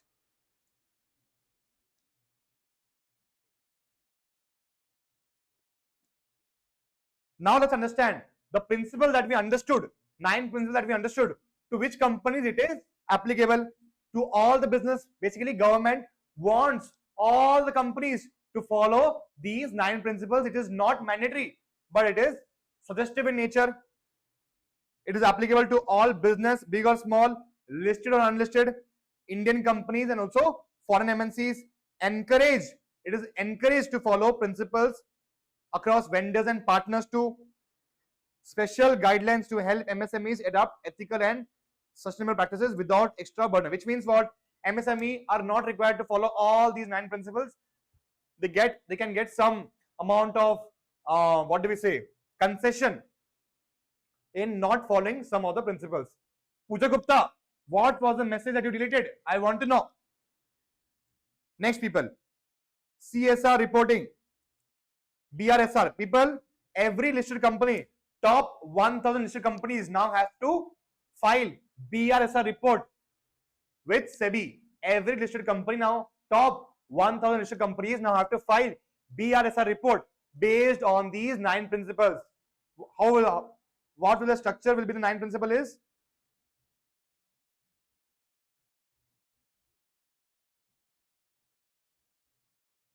statement, brief, description, core element. Which means what? The 9 principles that we understood, each principle will have this structure: statement, brief, description, core elements.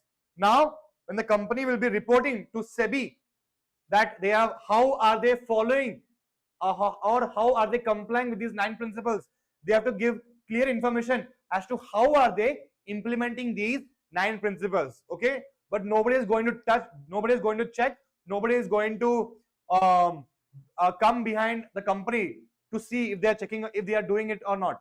Company has to report with SEBI everything very properly. I have filed BRSR report for a company when I was doing my internship. It was a listed company, people, steel company. Next, BRSR report. Basically, it's a type of CSR reporting, people. It's a type of CSR reporting. Help companies check their progress in CSR and sustainability. Improvement shows areas for improvement and responsible innovation, which means what? When I am filling information in the metrics, I will know that in which metric I am lacking behind and I will try to improve. And last is benchmarking, becoming a standard format for regulators and investors to assess company, which means what? All the companies will be given a standard format to fill in these form. Which form? BRSR report, to fill in the report. Which means what? Company cannot file their own BRSR report. One report is given to all the companies. All the companies have to fill the information the same way like every other listed company.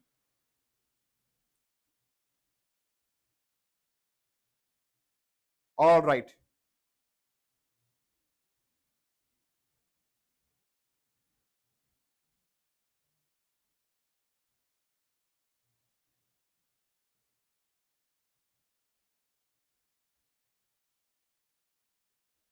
People, whatever we have studied till now is called as sustainability reporting. Means what? Companies openly share by filing by BS report how their actions affect society, environment, and how they are governed. It's about being honest, responsible, and transparent in the way businesses run.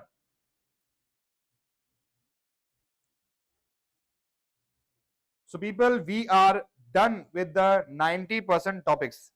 So international scenario of CSR, people, this question on these topics are never ever asked in the exam. Okay, so you just have to read it. CSR in India, how CSR developed in India based on two rules, NVCG, which is now today BRSR. Just read it, okay? It's not going to come in your exam. How the CSR got implemented. Main thing is NGRBC is important. Main forces behind NGRBC. UN guiding principles on business and human rights.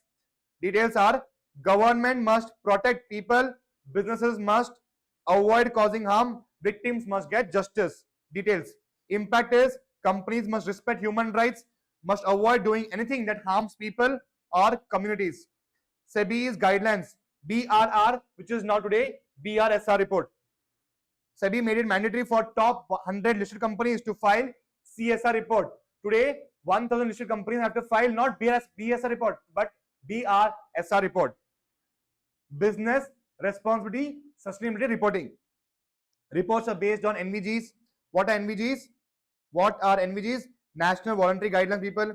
Later expanded to 500 listed companies, promoted openness and responsible business behavior in businesses. All right, we are done with the most boring, the most lengthiest chapter that you guys hated every time. Is everybody with me? Now, did you find this chapter super interesting, guys? Give me a quick thumbs up, then we'll take a break of 10 minutes. Okay, guys?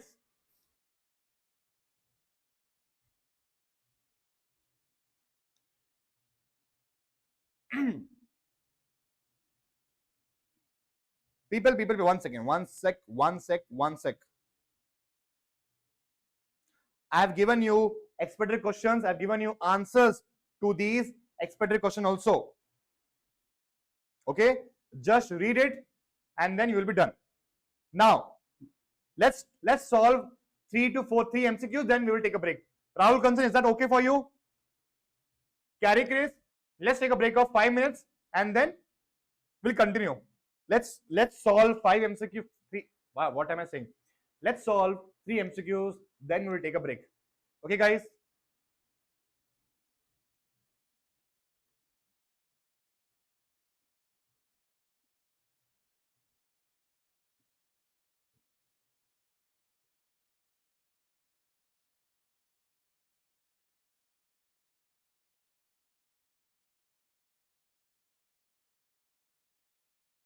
Yes. Tell me the answer to this question. Companies at 2013 mandates CSR for companies with a net profit of at least 1 CR, 5 CR, 10 CR or 50 CR. Okay, sir. Okay, sir. Yes, guys. Yes, yes, yes. Thank you so much. What is the answer of this? Pooja Gupta, Atul PS, Vaishnavi Nagaranjan, Solungo, Rahul Kanchan, Carrie Chris, Abhinitra, everybody. Where is Tejasvi Pawar? It's been long since I heard from her.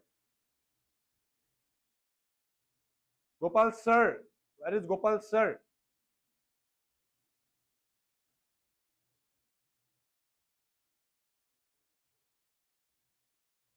Yes, perfect. Now let's move on to a difficult part.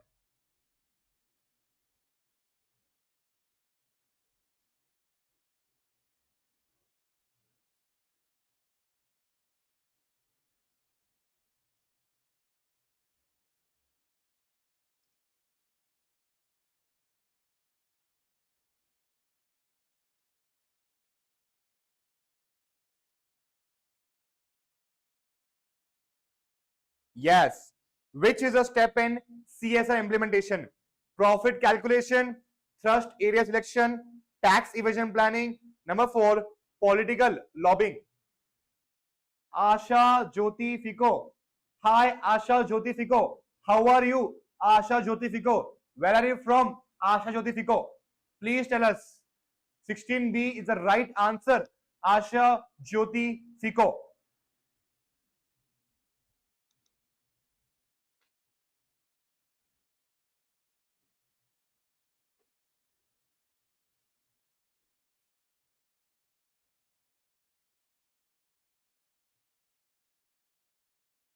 Vaishnu Nagaranjan saying A. Rahul Kunjan saying B. Okay. Asha Jyoti Fico is saying answer is B. Gopal Sridharan saying answer is B. Perfect. Everybody, one of you, including Pooja Gupta. Right. From Bangalore, sir. Amazing. From which place? Bangalore. Horamau. My uncle lives in Horamau in Bangalore.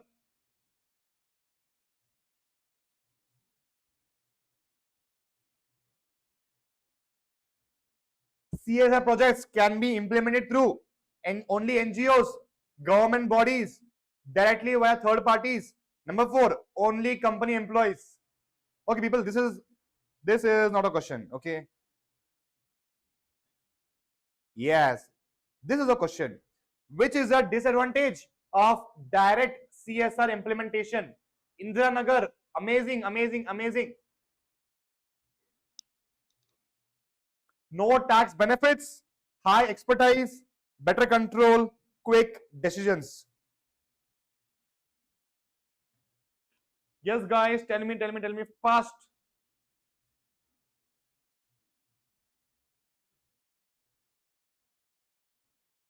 $7:40 dot. We will take a break.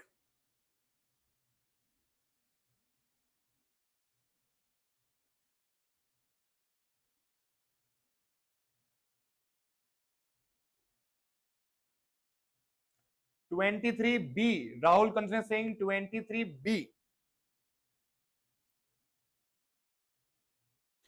Rahul Kanchan, question is, which is a disadvantage of direct CSI implementation? Are you guys sure? Okay. Answer is A, guys. Obviously. People. Now, I will tell you one thing. Have you heard the section 50G of tax, where you can claim tax benefits when you incur or contribute towards donation? 50G, right? If you contribute to a trust in Tirupati, you will get tax benefits, right? Now, if you incur the same expense by yourself, you will not receive a tax benefit. Yes, Atul PS. Yes. Perfect, guys. Perfect. This is how questions can be asked in the exam, people. 80G. Perfect, Rahul. Perfect. No problem, guys. Make as many mistakes as you want in this class, okay? Make as many mistakes as you want so that you won't end up making any mistake in the exam. Okay, guys? Perfect. Lovely, lovely, lovely. Last question, then we will take a break. A key challenge. Okay, now let's focus on NGRBC principle.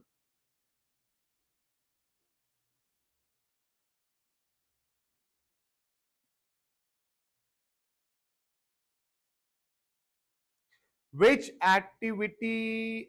No, this is done.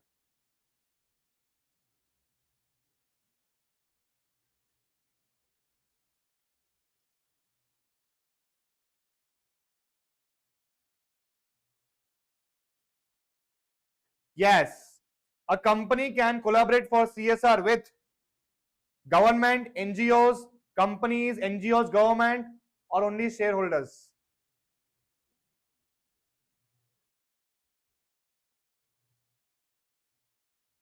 But there is no difficult question I'm able to see. Yes. People, forget the last question. 36th question, tell me.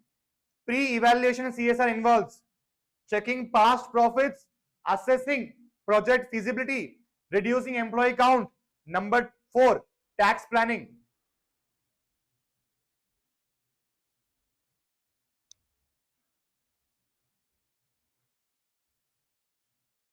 34C, perfect sir, perfect, perfect, perfect.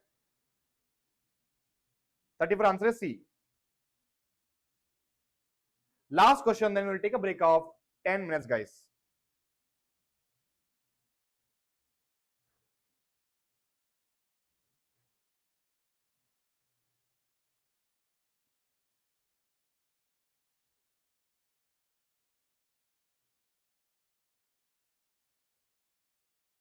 Thirty-six B, 36B, 36B. Perfect. Amazing, amazing, amazing, amazing, amazing. So, guys, let's take a break of 10 minutes. I will see you in the class soon. We are done with the lengthiest chapter. Now, only small, 2 medium and 2 short chapters are remaining. Quickly we'll complete it, okay? First 2 chapters, now we'll try to increase the pace. So timing is, I will see you at 8:52.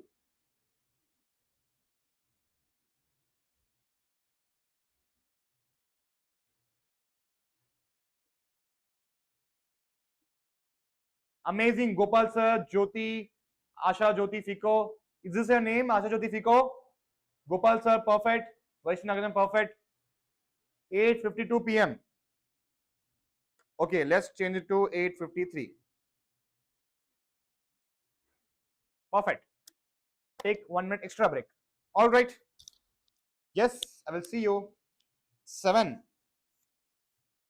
Atul saying 8:57. Atul?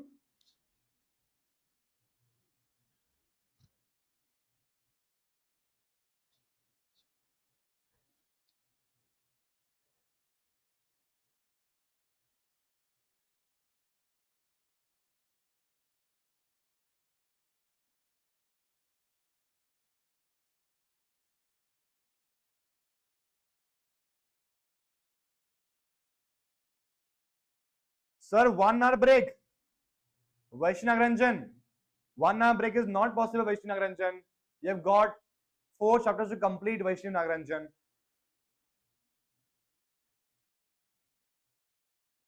Time is 7 p.m. Atul.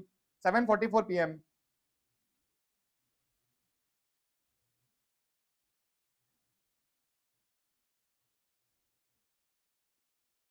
Yeah, Atul, 10 minutes break, I told you. 10 minutes break. Oh, okay, okay, okay. Sorry. Oh. So sorry, guys. So sorry. 7:54. Okay, Vaishnavi, got it, Vaishnavi. All right. So let's now 7:54. Yes, I will see you in class in 10 minutes, guys. All right. Thank you, Atul. Okay. Understood. Hello.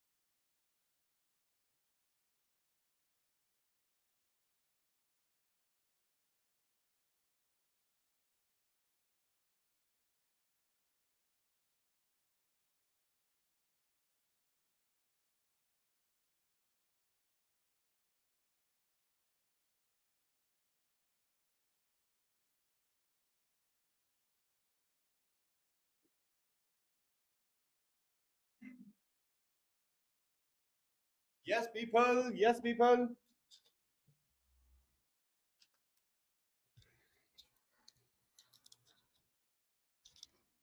People. Is everybody with me? Everybody with me? Everybody with me? Everybody with me?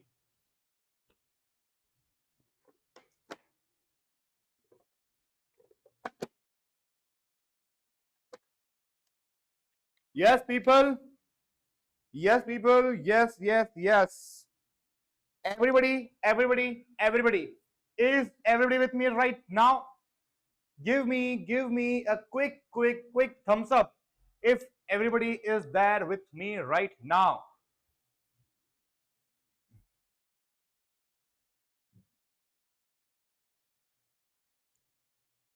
Within next 2 hours, we will be done with our 80 marks. 80% of our syllabus will be done. Yes, Rahul Kantan is there. Atul PS is also there. Perfect. Okay. So let's get started, guys. Let's get started. All right.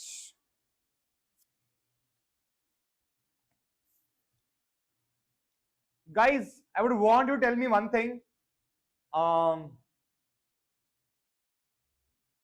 When was the last time that you were very proud of yourself? When was the last time when you were very proud of yourself? When was the last time when you were very proud of yourself? Quickly, guys, let's tell.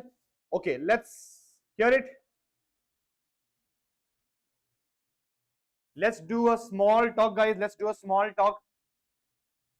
Atul PS, Rahul Kanchan, Pooja Gupta.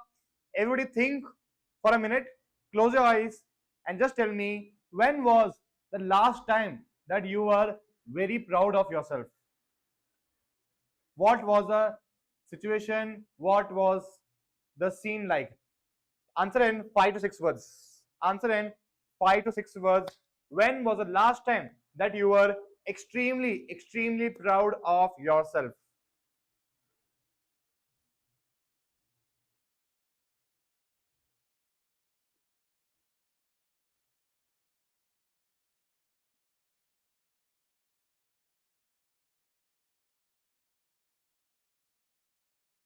For me, it was the day one marathon. When I completed the day one marathon, the amount of love and support when I received from you guys, it really made me, yes, little proud of me, guys. That was the last time that I was proud of myself. When I hear messages from students all across India that, sir, your notes are super amazing. Yesterday, Pooja Gupta told me that, sir, why were you not there in my last attempt? That one message was enough for me to make me feel, one message was enough for me to feel proud about myself. Like this, when was the last time for you guys that you felt proud about yourself? Before this, it was a time when I cleared my CS in the first attempt. That was the last time I was proud of myself.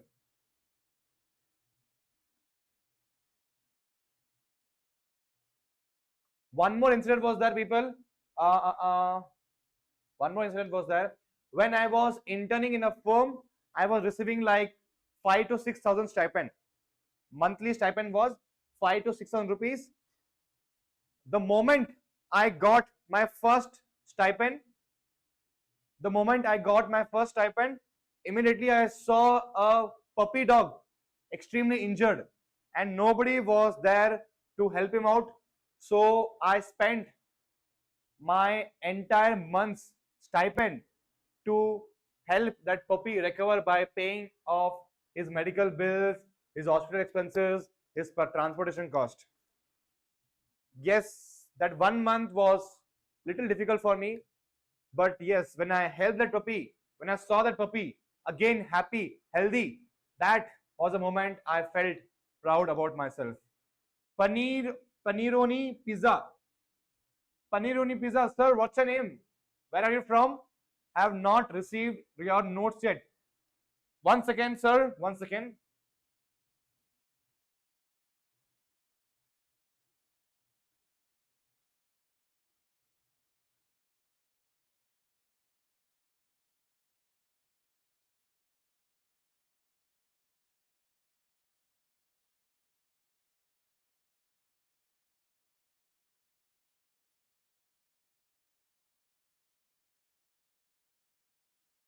Yes, guys, is everybody with me? Can you please answer me the question? When was the last time that you felt proud about yourself, people? The reason I answered you first is so that you can understand what exactly was my question. This is how we get to know each other and develop a very strong bond, people. So I would really love for you to answer this question. Always proud of myself, sir. Live in every moment. Perfect, Atul. PS, that's amazing. That was amazing answer, Atul. Perfect. Mass answer, mass. Guys, please tell me. Those who are not comfortable to answer this question, they can give me a thumbs up so I can go forward. Those who are comfortable, please think and answer me this question. Only 2 days are remaining, guys. So let's get to know each other and build some great bond. One second. Yes, people. 15. There are 15 viewers, guys.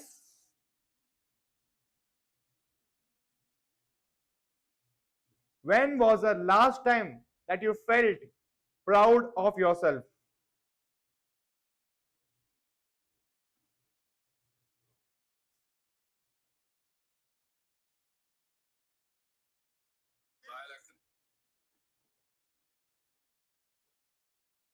People.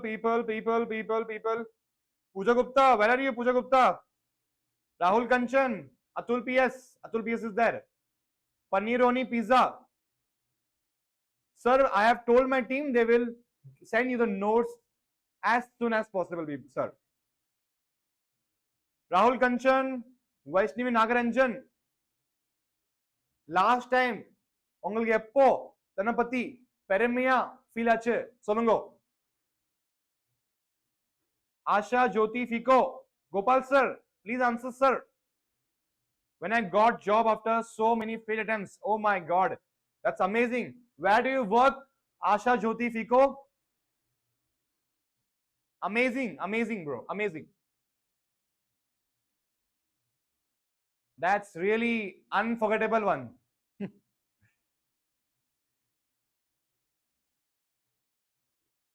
When you fail after so many attempts, it really crushes your confidence to a very great extent. And still, despite that, getting a job is truly amazing feeling. When I passed Group 4, Rahul Kanchan, that's super amazing. First class, Rahul Kanchan, great. When I qualified CMA Inter and I got silver, really? Pooja Gupta, seriously? Pooja Gupta got a silver medal, guys. That's amazing. Prestige Group, wow. Lovely, Asha Jyoti Fico. Pooja Gupta, fantastic. I'm we are super proud of you, Pooja Gupta. In between, I will keep on asking such questions, people, because I am a very curious guy. I want to know every person in depth. I love having deep conversations with people. So with this, anyone who wants to answer, they are free to answer, guys. I'm listening. But since I did not receive any messages after Asha Jyoti Fico, I'm assuming that you people are not comfortable or little shy to answer that question. So that's absolutely fine, guys. Absolutely fine. No problem. So with this, let's start the first chapter of corporate governance, that is corporate governance concepts and issues. Okay, all right.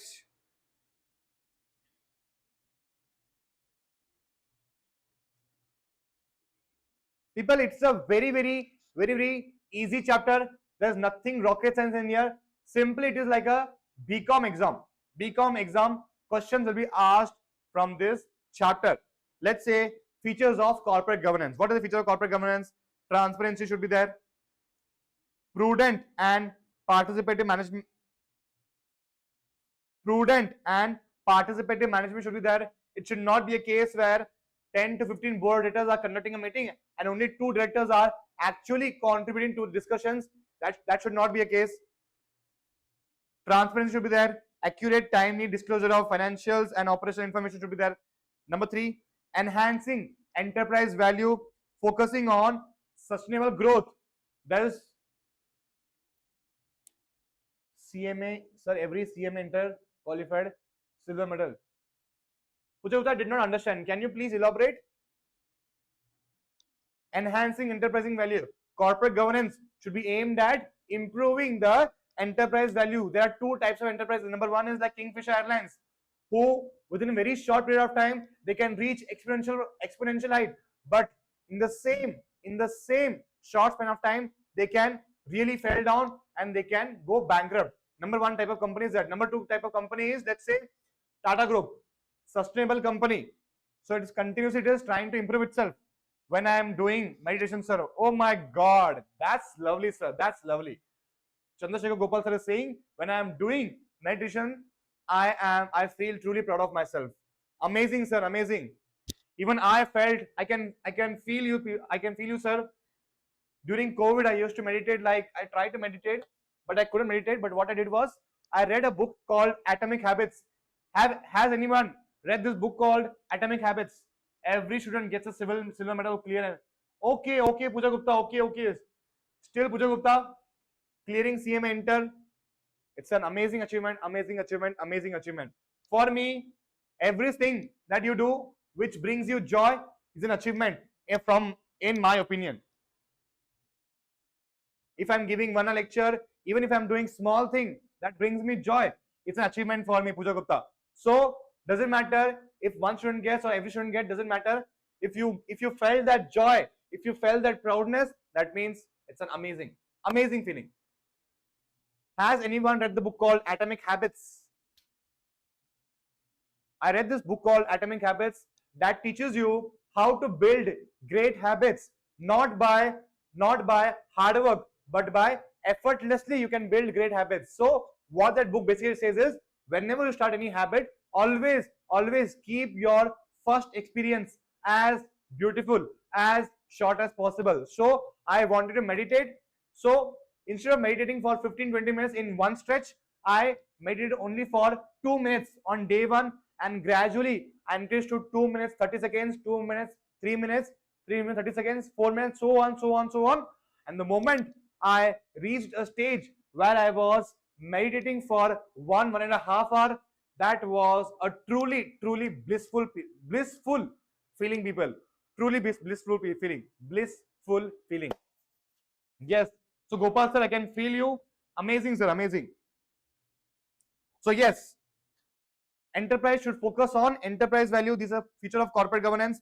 Accountability, responsibility towards all stakeholders and not just shareholders. You should not only work your company towards giving profit to shareholders. You should also try to ensure all the stakeholders are satisfied with your company's operation. Next is innovation, encouraging new ideas and adaptability for long-term success. Let's take an example of Netflix. There were 2 types of two companies. Number 1 is Blockbuster. Number 2 is Netflix. Blockbuster was into the business of movie rental business. Blockbuster was into business of movie rental business. It had 10,000 physical stores worldwide, earning 50,000 crores per annum. There was another startup which was also doing the same thing, but instead of people visiting their stores, they provided DVDs via speed post. Okay, so Netflix did 3 things that changed the business completely. Netflix knew that people soon, in 10 years period, everybody will have internet in their homes.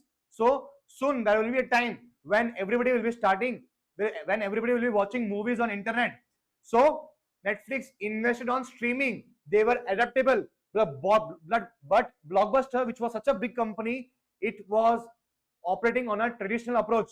So in 2010, Blockbuster was worth more than 50,000 crores. 2020, Blockbuster was bankrupt.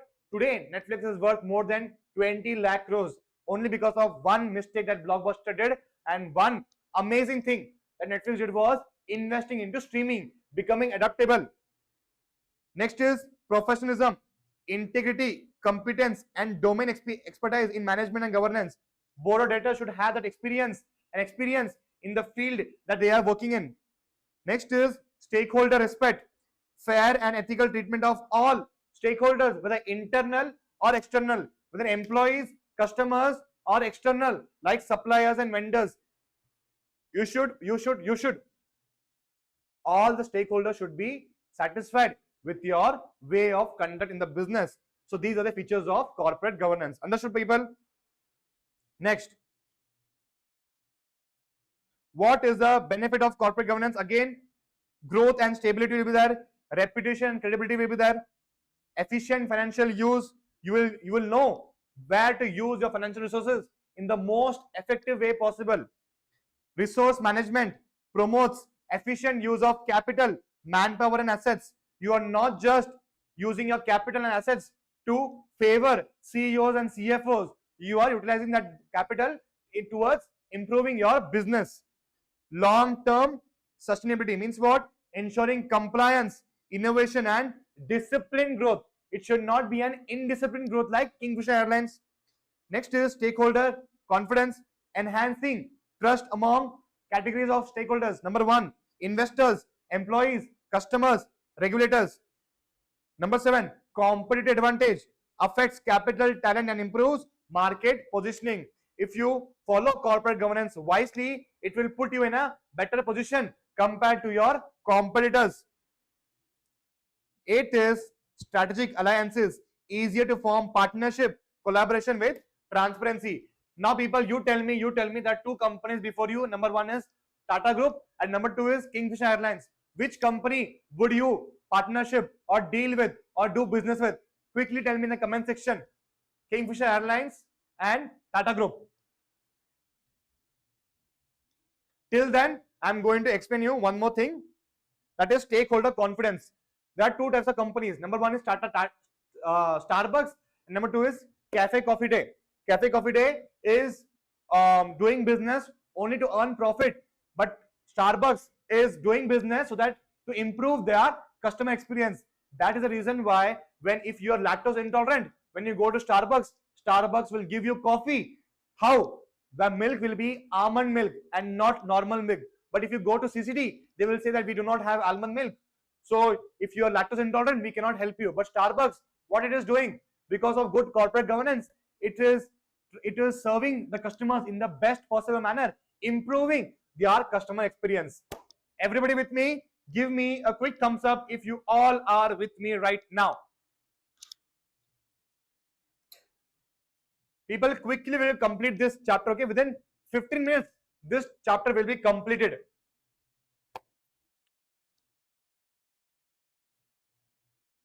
Our goal is by 9 o'clock, we have to complete first, second. By 9:30, everything should be completed with. Everybody, give me a quick, sweet, cute thumbs up, guys. Gopal sir is there. Maithili, Inga. Were you watching since the beginning or you just came right now? Gopal sir is there. Maithili is there. Remaining people, give me a quick thumbs up. Is it interesting? Now, are you finding corporate governance interesting, people? I'm going to give you so many examples that this chapter is going to be the favorite chapter. Pooja Gupta is there. Maithili. Okay. Pooja Gupta is also there. Perfect. All right. Where is Atul PS? Atul PS, where are you, buddy? Atul PS is there. Okay. All right. So people, in exam, features or benefits will be asked. Do not get confused that do we have to write features or do we have to write benefits? Simply write whatever you know that speaks good things about corporate governance. Okay, do not get confused about features and benefits. Everything means the same thing. All right, people. There's no there can be no possible disadvantage of a corporate governance. Okay, so whatever we understood till now is features and benefits. Very easy, very easy, very easy. All right. Now let's talk about ethics and governance. What is the difference between ethics and governance, people? Can anyone tell me the difference between ethics and government? POC Power is also there with me. All right, people, is my voice audible or is my voice cracking in between? If my voice is cracking in between, tell me, I will slow down. Vaini is back. Where is Vaini? Where were you, Vaini? Where were you? Vaini, Vaini, Vaini. Where were you, Vaini?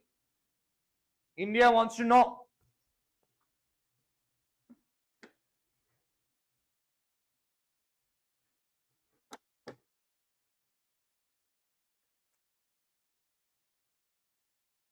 Atul PS. Why did you delete that message, bro? Atul PS. Do not delete messages, guys. Do not delete messages. I saw what you sent. It's absolutely amazing, Atul. Wait. Now I will also send you the same thing. Atul, wait.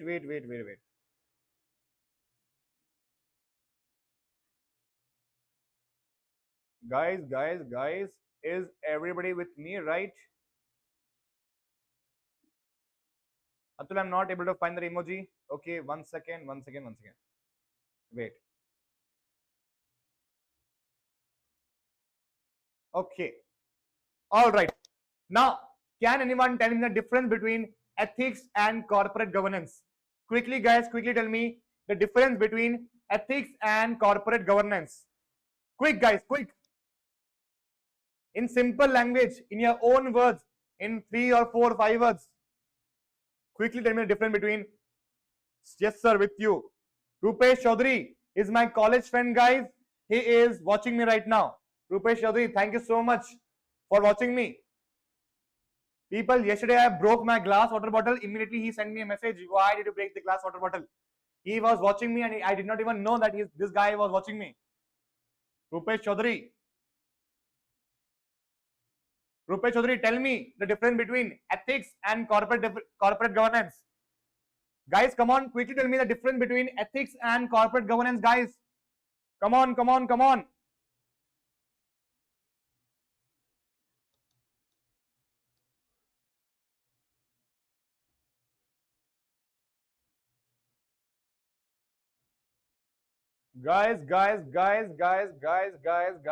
Come on, guys. Come on. Atul PS, Veni, Tejasvi Pawar, Pooja Gupta, Maithili, answer Panungo, Elaro. Everybody answer me. Gopal sir, answer sir. Asha Jyoti Fico. Buddy, answer me please. Panironi Pizza. Sir, please sir, answer me sir. Sir. Vaishnavi Nagaranjan, Ingarkel. Okay. I'm assuming you do not know the answer, guys.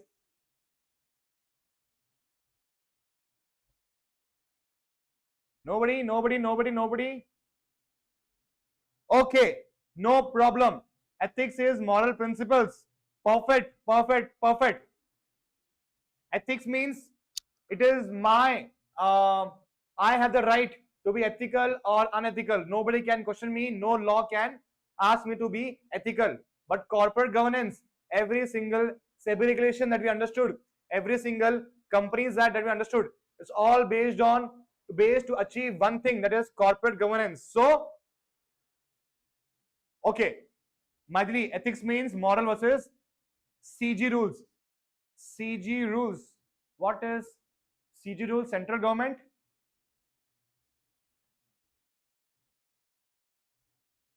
Okay. Corporate governance. Okay. Sorry, guys.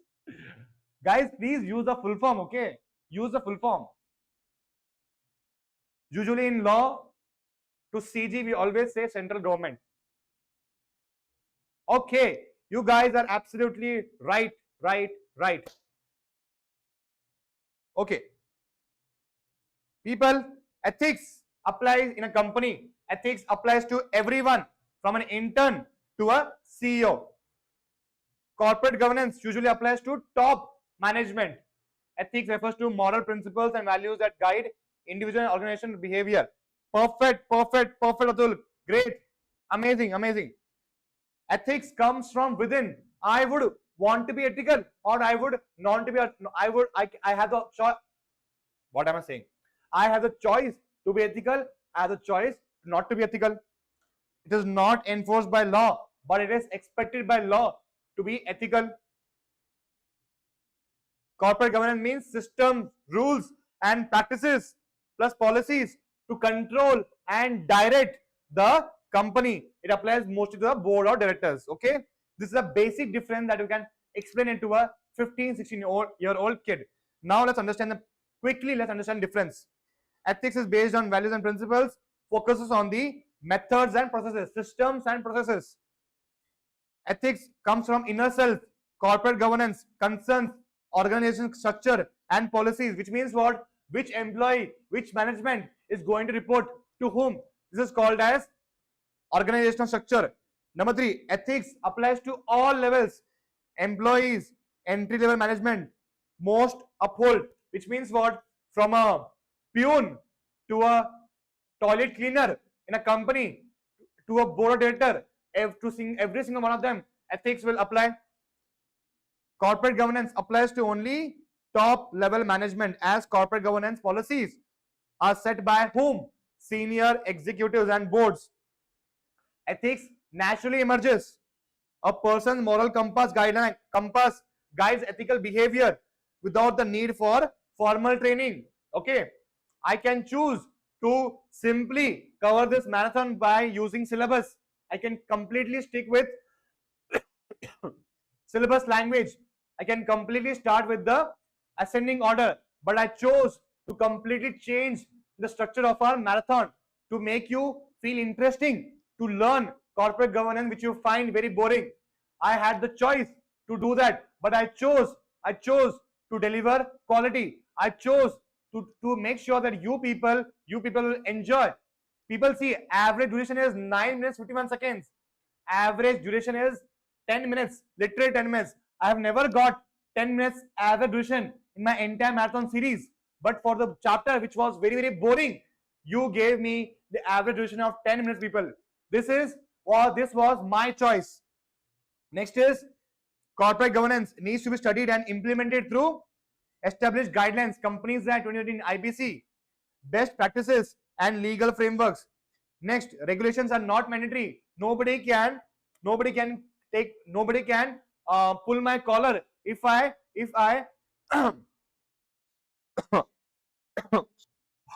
okay, nobody can pull my collar if I am not ethical, basically. But regulations are very important. Police can come after me, central government can come after me, he can pull my collar.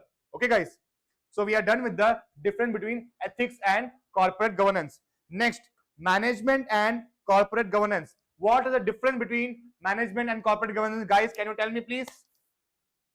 What could be the possible difference between management and corporate governance? Yes, people. Yes. Quickly tell me. You guys are answering perfectly, guys. Perfect. I'm so proud of you. Yes, people. What is the difference between a management and a corporate governance? Can anyone tell me?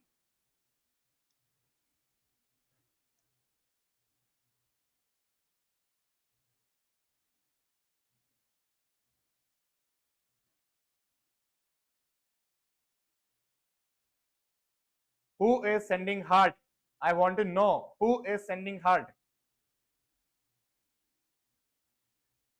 Ethics refers to moral principles and values that guide individual and organization behavior.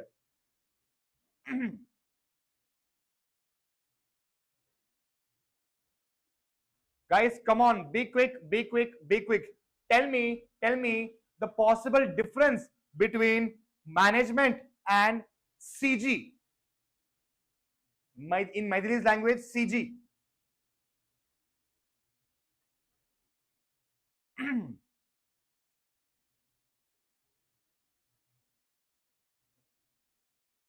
People, come on, be quick, be quick, be quick.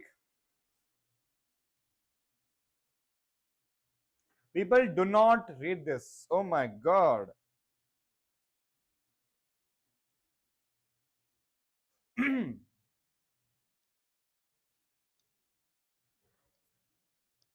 Atul PS, I've got 2 bottles like this.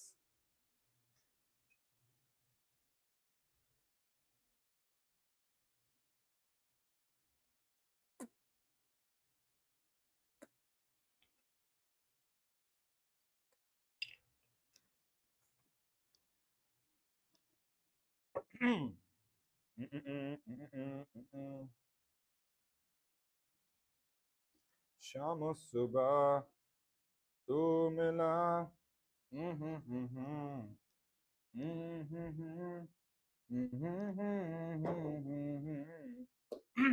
तेरी मेरी कहानी. Governance is the process of making and enforcing rules and regulations. Perfect, perfect, perfect. What about management? Okay, perfect, guys. Okay, let's read it. Management focuses on what? Achieving targets and objectives, either by hook or by crook.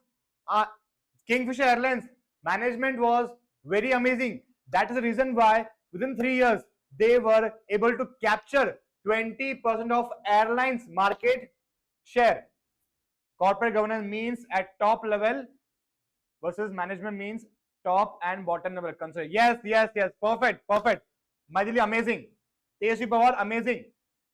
Atul PSC is saying corporate governance focuses on the system of rules, practices, and processes that direct and control a company, ensuring accountability to stakeholders. Perfect. But guys, I would want you to answer in such a way that even a 15, 16-year-old can understand what you are saying. Management, on the other hand, is a day-to-day process of planning, organization, and leading to achieve specific goals. Perfect. Amazing. So, guys, Kingfisher Airlines management was also good, but was Kingfisher Airlines corporate governance was good? No.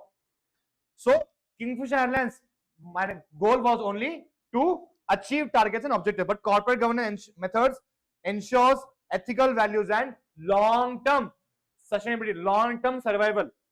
Next, applies at all levels from frontline employees to top level executives, management, but corporate governance applies only at top level. Next, management emerges with situations. Netflix was a situation of management, but corporate governance requires study and experience. Government governance involves over time through legal and regulatory frameworks, because corporate governance is not a one-time thing. Every time a scam happens, like Enron, Satyam, every time a scam happens, more corporate governance rules will be framed by the government. Next, regulations are not in the primary focus, but over here regulations are primary focus. If you do not do a good if your company's management is not good, the law will not come behind you. But if the company is not following regulations, the law will come behind you. Results matter more than the methodology. Over here, methodology of achieving is more important, which means what? In management, you achieve by hook or by crook. You do anything, whether ethical or unethical, but goals should be achieved. But in corporate governance, goals are not important. The way, the methodology you are using to achieve that goals is very, very important. Next, what are theories of corporate governance? There are 4 theories. Number 1 is stewardship theory. Says that stewardship means caretakers. Board of directors should act as caretakers of the company's assets for long-term growth of all the stakeholders. Next, agency means what? Agency means board of directors are the agents of the company. What is the board of directors should act in the best interest of the company. The moment the interest of the board of directors and the company is different, then there will be a scenario of fraud. So every company's in board of directors It is a duty of, it is, okay, the best thing a company can ever have is having the interest same as board of directors interest, or the board of directors should have the same interest as the company. Number 3 is agency. Number 2 is agency. Number 3 is stakeholder. Governance must not only consider the stakeholders, should not only consider the customers or employees, it should consider all the stakeholders, vendors, suppliers, employees, investors, government, everyone should be included. Last is trusteeship, means what? Company's funds are in the control of board of directors. It is the board of directors. People, we understood in the Companies Act 2013, when we are trying to understand about the remuneration of the board, the moment board of directors will receive remuneration more than the limit, they have to keep the money as a part of trustee. Trustee means what? They cannot use the money as per their whims and fancies. They have to take care of the company as if they are the trustee and the caretaker of that money. So it's a duty of the board of directors to spend, to incur expenditure of the company towards the right places, spending right amount at the right places. Directors are trustee of shareholders' funds, acting with integrity, ensuring transparency and accountability. Stewardship says trust-based leadership, mitigating conflicts, agency theory, that should not be conflict of interest between a company and the director. Stakeholder, balancing diverse interests, fostering trust and long-term sustainability. This is the meaning of, we are done with the topic of theories of corporate governance. Next. Now, this is last topic of this chapter, that is emergence and evolution of corporate governance. Now we are studying corporate governance. Why are we studying corporate governance? What had happened in the past that has led us to study corporate governance? Let's understand. Is everybody with me? Give me a quick thumbs up. Give me a quick, sweet thumbs up if you guys are with me. If you guys are with me, give me a quick thumbs up. People, thank you so much. Thank you so much for showing all the love that you are showing me right now. Thank you so much, guys. Tejas Power is with me. Amazing, amazing, amazing. All right, all right. Maithili is also with me. Gopal sir is also with me. Veni is also with me. Guys, if you did not understand even a single word, even after the marathon, immediately drop all your doubts in the comment section. Within 24 hours, I will clear all your doubts in the most easiest way possible. Okay? All right. Now let's understand why are we studying what we are studying? Why are we studying what we are studying right now? That is corporate governance. Number one, because of corporate scandals like Enron scam, Satyam. These two companies, what they did was they showed extra profits. They showed how do I say this? There is a term called book dressing, concept called as book dressing. When the company had earned 10 crores profit, they showed 100 crores profit. When the company had an incurred expenditure of 5 crores, they showed expenditure was 10 lakhs, because of which their balance sheet was very amazing, very attractive for the investors, because of which investors ended up investing in more in these two companies, because of which one day it was realized that it was all a scam by the auditors and the board of directors. Exposed various loopholes in governance that triggered the global demand for transparency, ethics and accountability. Because of so many corporate frauds, it is very, very important to have a strong corporate governance rules so that no other fraud happens like Enron and Satyam. Next is because of institutional investors. If you are a listed company today, not only random, normal, retail individual investors invest in a company. There are big companies, banks, insurance companies, pension funds who are going to invest in a company. They are not so, there's a concept called, what is that? They are not as naive as retail individual investors. Retail individual investors trade based on emotions because of somebody told me that to invest in the company, we invest. But banks, insurance companies, pension funds, they are not like us. They invest based on a lot of data, based on a lot of findings and information. So it is very, very important for the company to gain the trust of these big people. Then only it can be said that it's a good company.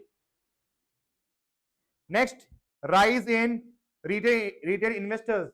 Now every third person is now investing in the stock market.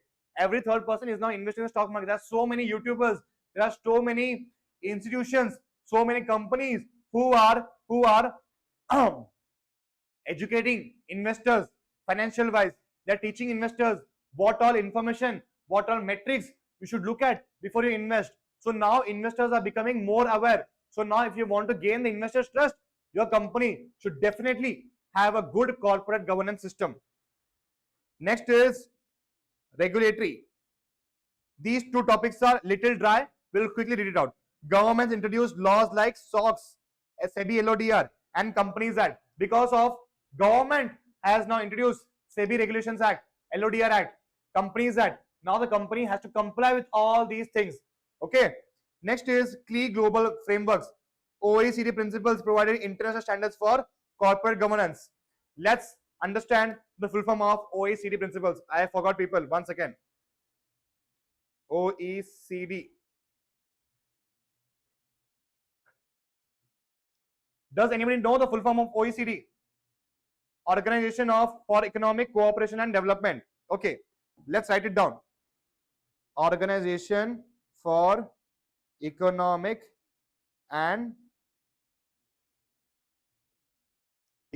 Cooperation and Development. Economic Cooperation and Development. Okay. Next, increased public disclosures. Company must now reveal accurate financial and operation data. All right. This ensures investor confidence and informed decision making. Next is stakeholder centric approach and not shareholder centric approach. Next is non-compliance. If your company does any non-compliance, you will be penalized heavily.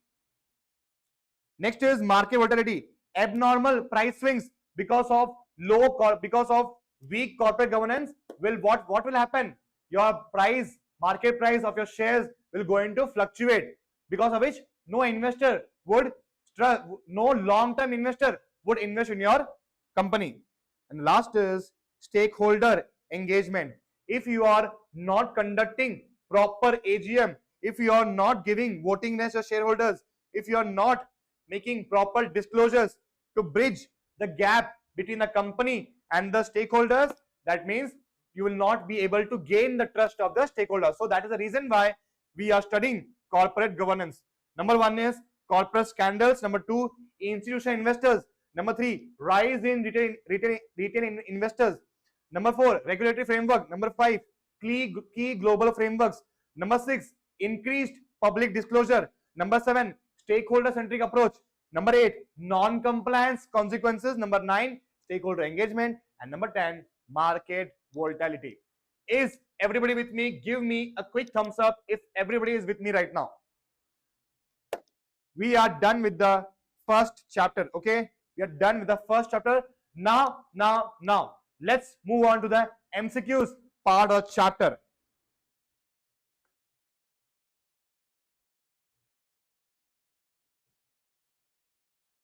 Question will be asked: define corporate governance and explain its significance in modern business with examples. Everything is there in my notes, people. Definition by experts. People, this definition of expert is not going to come in your exam. Not important. Okay, not important. Just read it before the exams. Just read it before the exams. In my notes, I have given you everything. Evolution of corporate governance. Just now we learned. Objective is, again, you can simply tell the feature of the corporate governance. Feature is again asked. Ethics versus CG. Management versus CG. Emergence of CG. Benefits of CG. Theories of CG. We are done with the first chapter. Is everybody with me? Give me a quick thumbs up.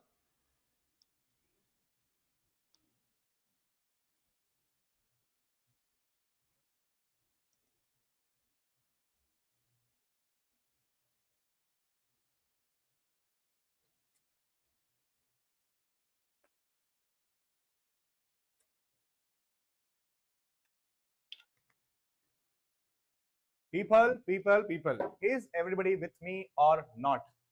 Is everybody with me? Everybody with me? Everybody with me?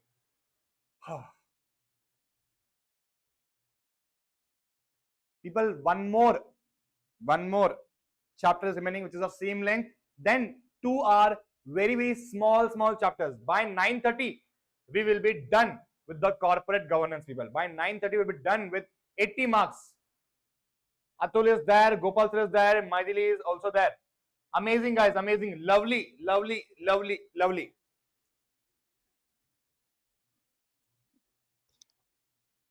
Atul PS, number 1.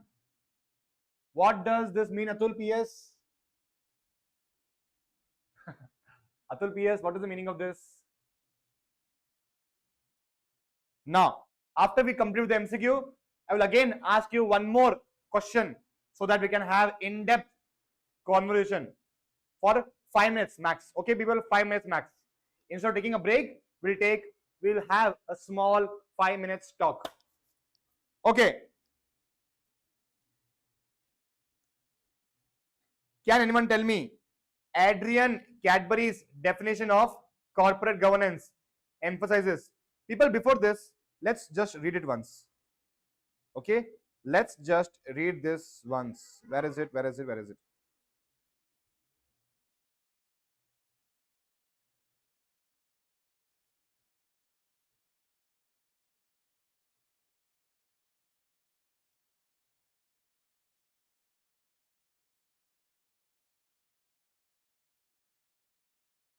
Well, just give me one sec.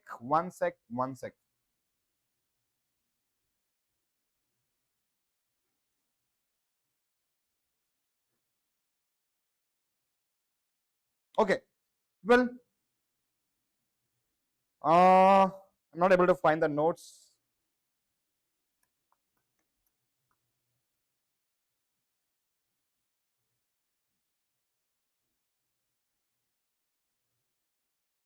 Yes. Let's quickly read it. Okay, quickly read it. What does Milton Friedman says? That corporate governance is the conduct of business in accordance with the shareholders' desire, which generally means to make as much money as possible while contributing to the basic rules of society embodied in law and local customs. Which means what? Companies should also benefit, shareholders should also benefit. At the same time, you also have to follow local laws. Shareholders' primacy stresses on adherence and aligns with free market cap. Adrian Committee, CG is a system by which companies are directed and controlled. It has to do with power and accountability. Who exercises it, on whose behalf, and how. Focuses on structure and mechanisms of governance. Emphasizes accountability and power distribution. A listed company must have independent board of directors and an audit committee to ensure transparency. Okay, what does Narayan Murthy committee says?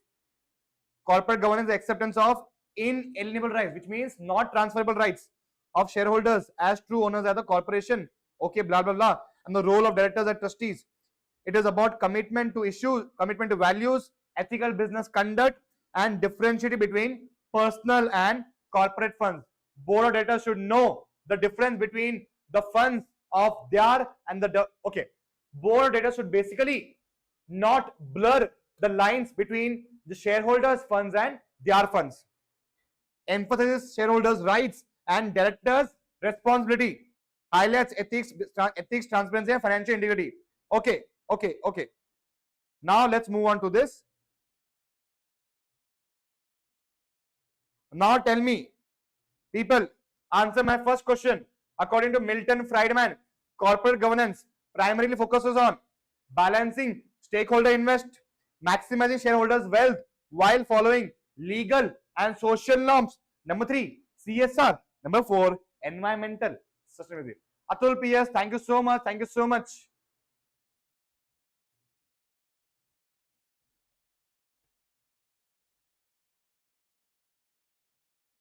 B, perfect. Next, Adrian Cadbury's definition of corporate governance emphasizes on what? Profit maximization for shareholders, power and accountability, direction and control. Number 3, environmental sustainability. Number 4, CSR. Perfect, Gopal sir. Perfect, perfect, perfect. Amazing.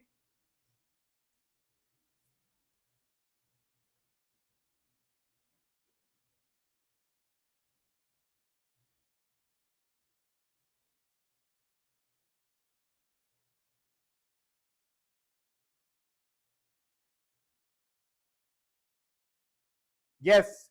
Second question answered. 2B. Power and accountability in company direction and control. Anybody else? Atul PS, Tejasvi Pawar, Maithili. Everybody please answer. 2B, 2B, 2B. Perfect, perfect. Lovely, guys. Lovely. The Narayan Murthy Committee's view on CG highlights 4 things: shareholders as true owners and directors as trustees, only profit maximization, corporate governance and regulatory burden. Number 4, exclusive focus on environmental sustainability.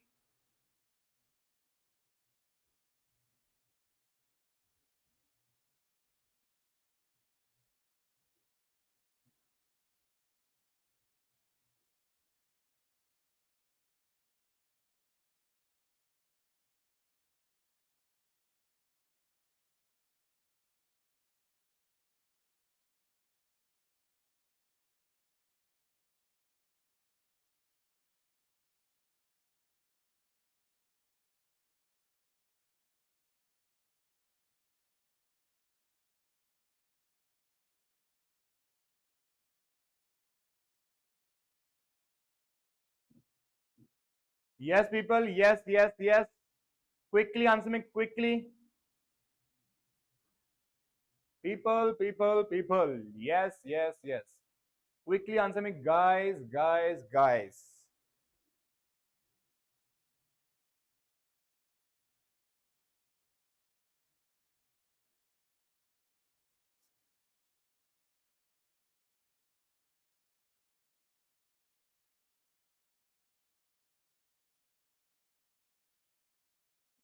Yes, people. No answer, no answer, no answer. 3A.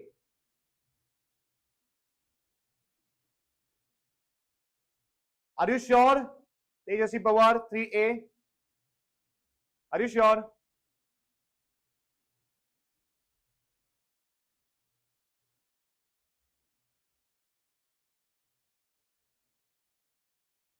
Guys, 3A, 3A, 3A.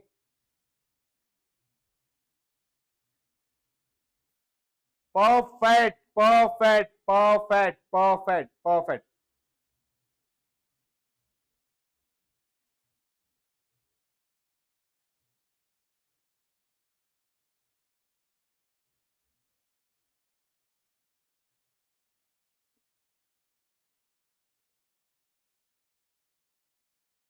Sixth question. Which principle of CG focuses on disclosure of accurate and timely information, accountability, transparency, fairness, or responsibility? 6B, 6B, 6B.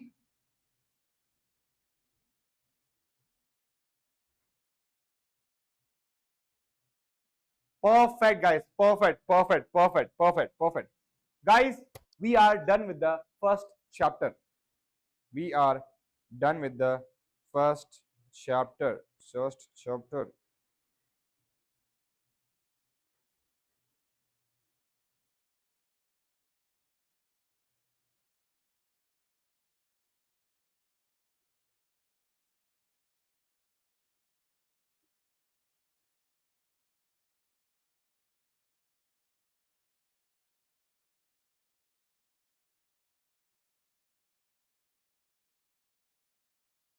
We are done with our first chapter.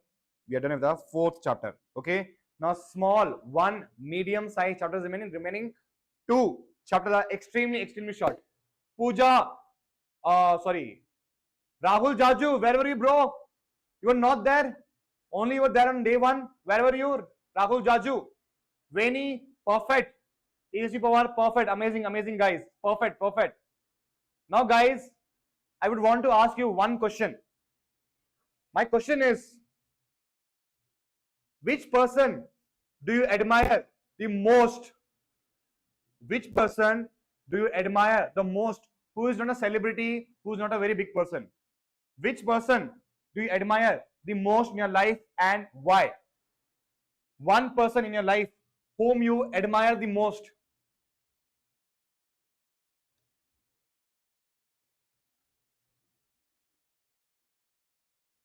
For me, it is my elder brother. Because of him, I have learned a lot of communication skills, a lot of things I have learned from my brother. So for me, I admire my brother the most. No problem, Rahul Jaju, no problem, no problem. Today, please be with us, Rahul Jaju. We are having super amazing fun, Rahul Jaju. If possible, bro, please stay with us. Otherwise, if you have got other subject classes, no problem. You can watch my recording. If you have any doubt, if you want to talk to me, you can simply drop your comments. Yes, people. Rahul Jaju, answer me this question. Tejas Pawar, Atul PS, Gopal sir. Who is that one person that you admire the most and why? 5 to 6 words. Max 5 to 6 words. Sir, I am now watching with you. Amazing, Rahul Jaju. Perfect, perfect, perfect. Great, Rahul Jaju. Amazing, Rahul Jaju. Yes, people, tell me.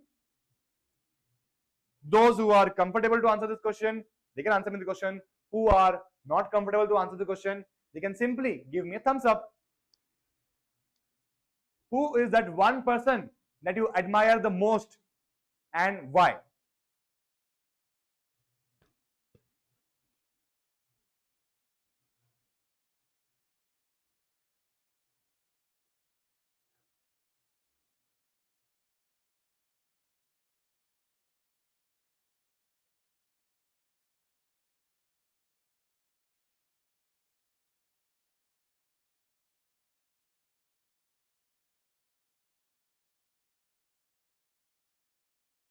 Dr. APJ Abdul Kalam. Why, Atul?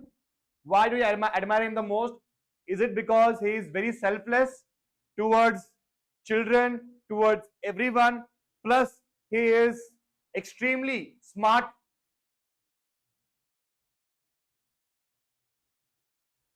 Atul PS, my question is, let me rephrase the question. Who is that one person that you admire the most who is not a big person or celebrity? He or she is within your circle.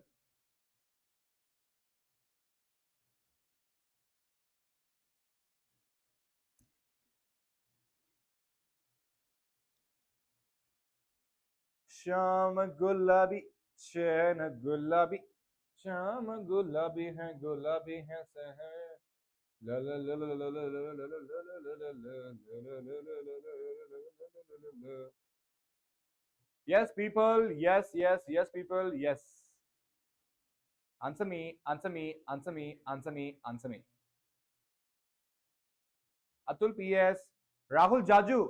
Buddy, answer me, bro. Veni. Tejas Pawar. Gopal sir. Gopal sir. Maithili. Ninglu answer panungo Maithili. Pooja Gupta. Where is Pooja Gupta? Pooja Gupta, where are you?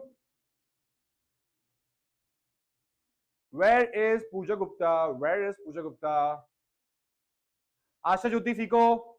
Asha Jyoti Fico. Rahul Kanchan. Paniro Pizza. Where are you guys? Where are you guys? Where are you guys? Okay.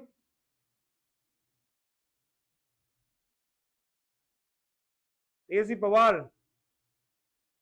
Guys, I would want you to think of somebody whom you admire the most. Tell me, why do you admire that person? If at all you want to share this. If not, absolutely that's okay, guys. Okay, okay.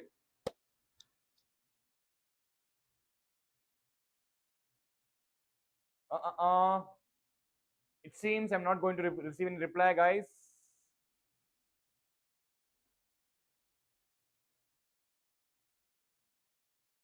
Guys, come on.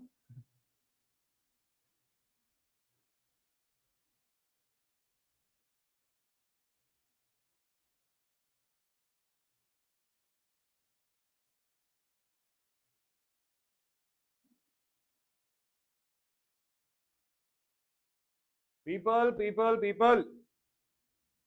What happened to you, people? People, what happened to you?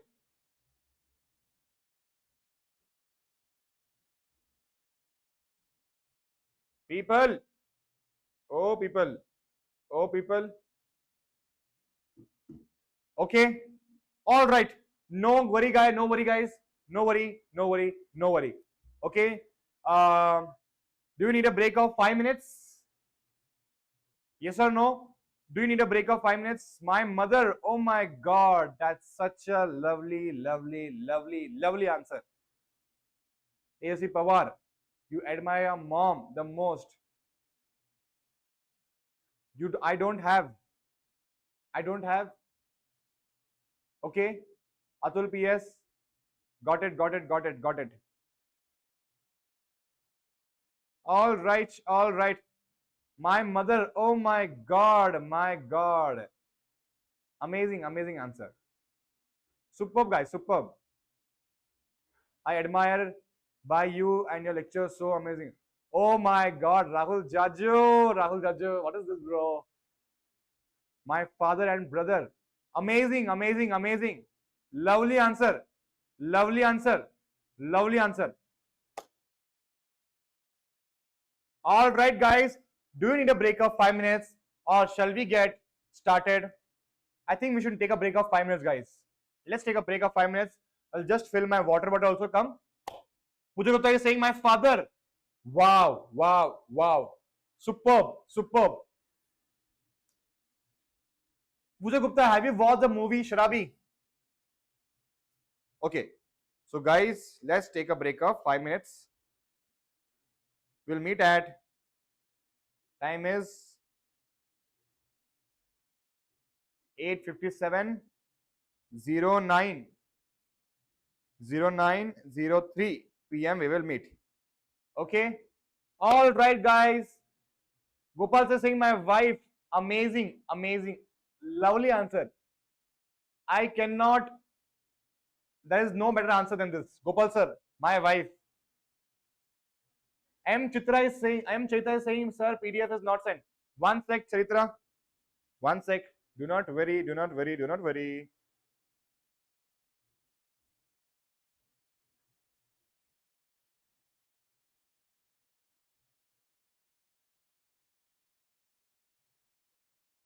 Guys, one thing I will tell you. If you need my notes now, always request access between 9 a.m. to 8 p.m. Okay, between 9 a.m. to 8 p.m. Send your request.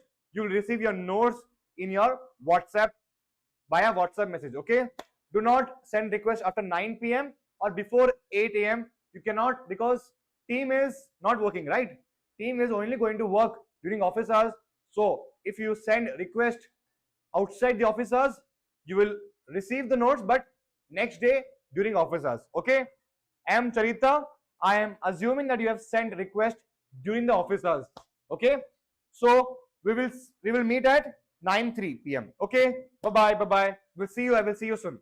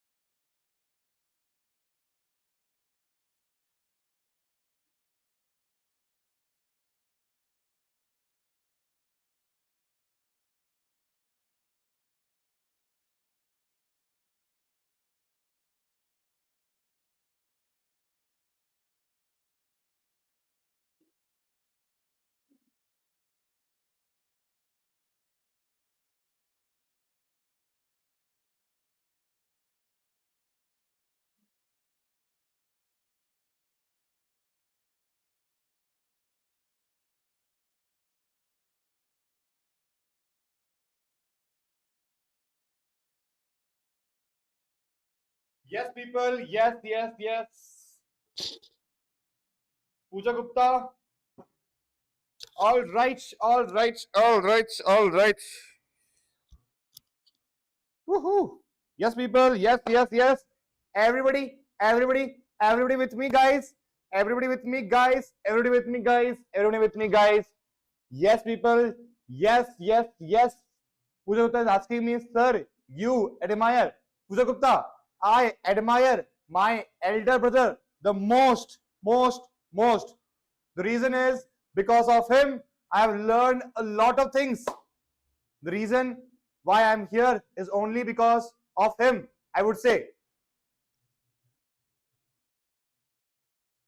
I've learned communication skills from my brother. I've learned how to take care of the audience, how to take care of the students. I've learned from my elder brother, Pooja Gupta, which is helping me a lot to serve my students in the best way possible today. Yes, people. Yes, yes, yes. Everybody with me. Everybody with me. Everybody with me.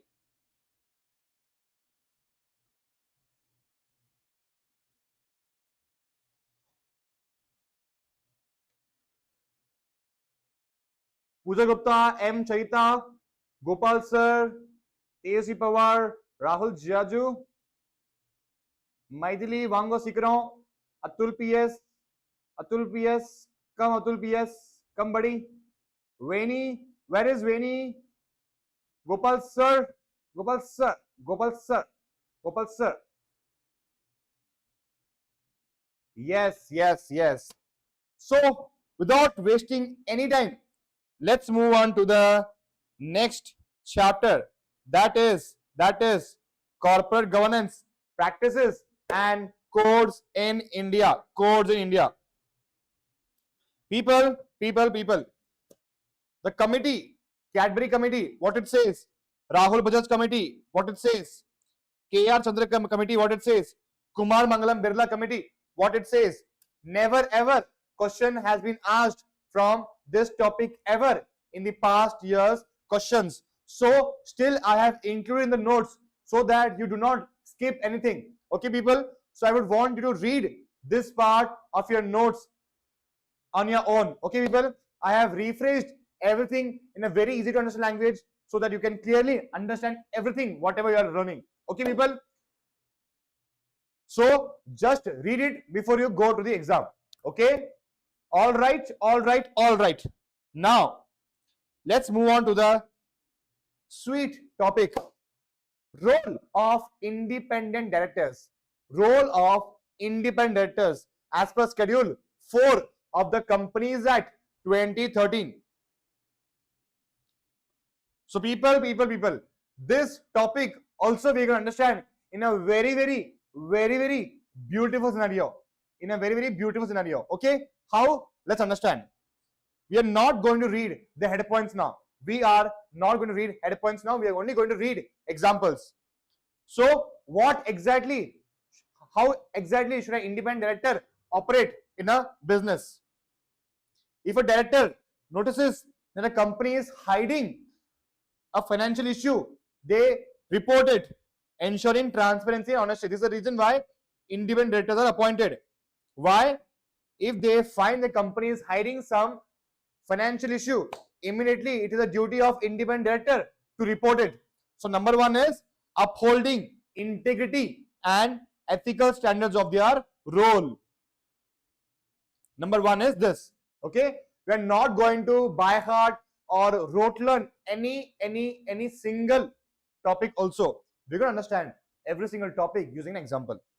Number two, if a company's management suggests an investment is a very risky, the independent director has to say no, even if the CEO is on behalf of that risky investment. It is the duty of independent director to say no, to exercise independent judgment while making decisions. Understood, people? Two scenarios created in your mind. Number one is financial issue. Number two is risky investment. Okay. Number three, a director ensure that a merger decision benefits both the company in the long term and also its shareholders, not just a few individuals. So a director ensures that a company, any decision that a company will take, it should benefit the shareholders in a long term and not just a few shareholders of a company. So acting in the best interest of the company and all its stakeholders.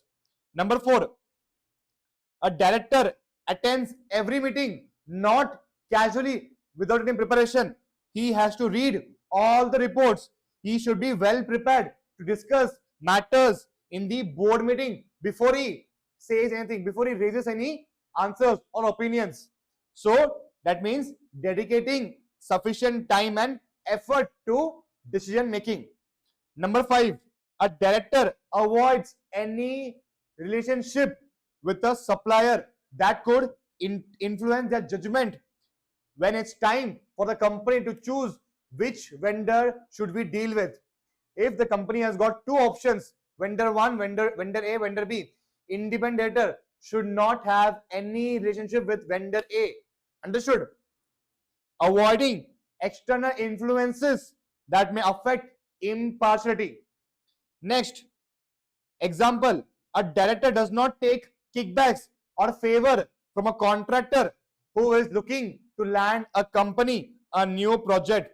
Independent director should not accept any favor from a contractor who is going to land a company a new project, which means what? Not misuse their position for personal or indirect gains, which means what? Contractors giving favor to the independent director that you take this, that you take that, we will give you free airline ticket, we will give you free house, so just help us in getting this contract to the company. Not allowed.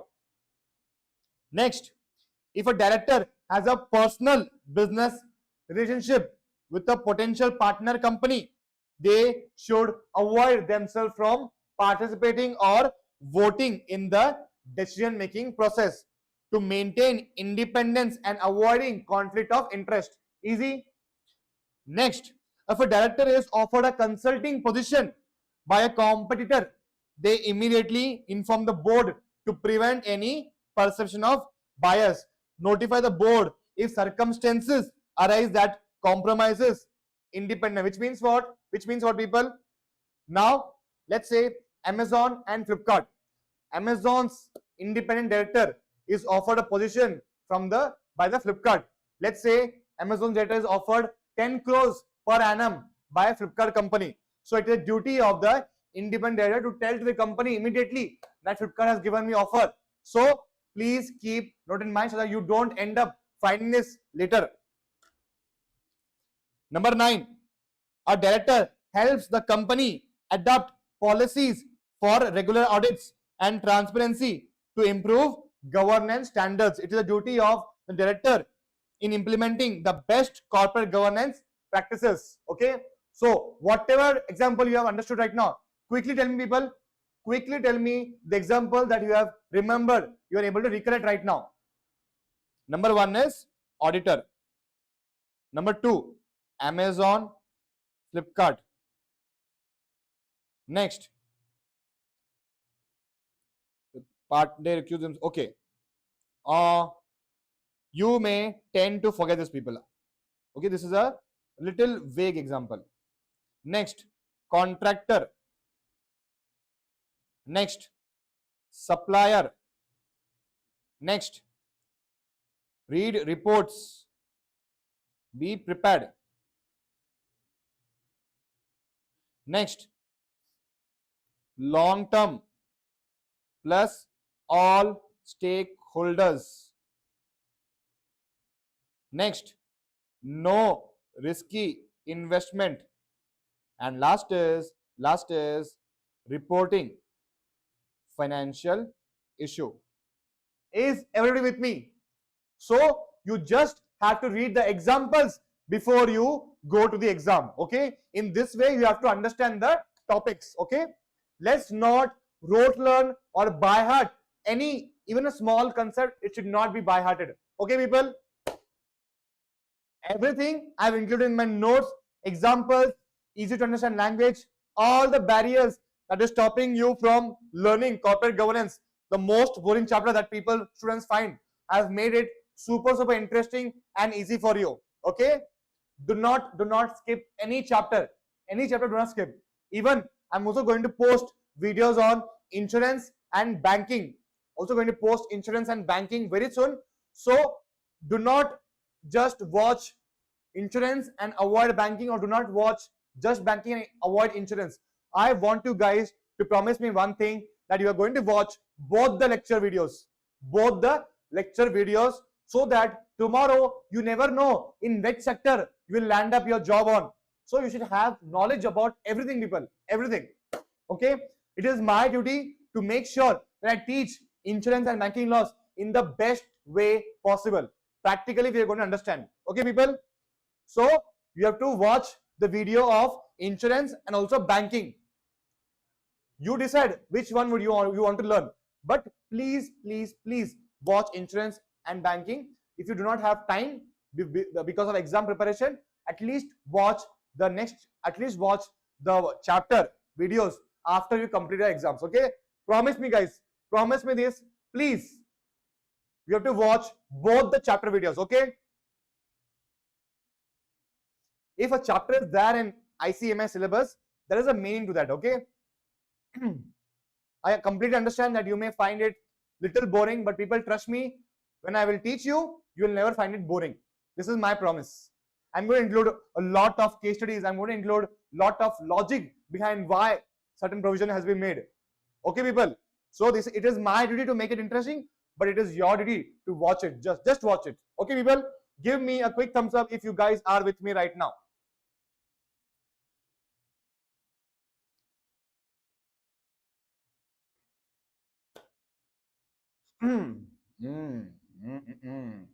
Am I shouting too much, people? Am I shouting too much?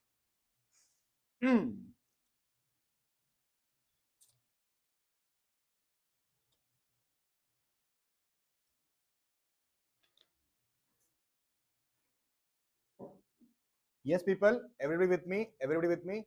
Yes, sir. Sure. No, sir. No, sir. Meaning what? Why no, sir?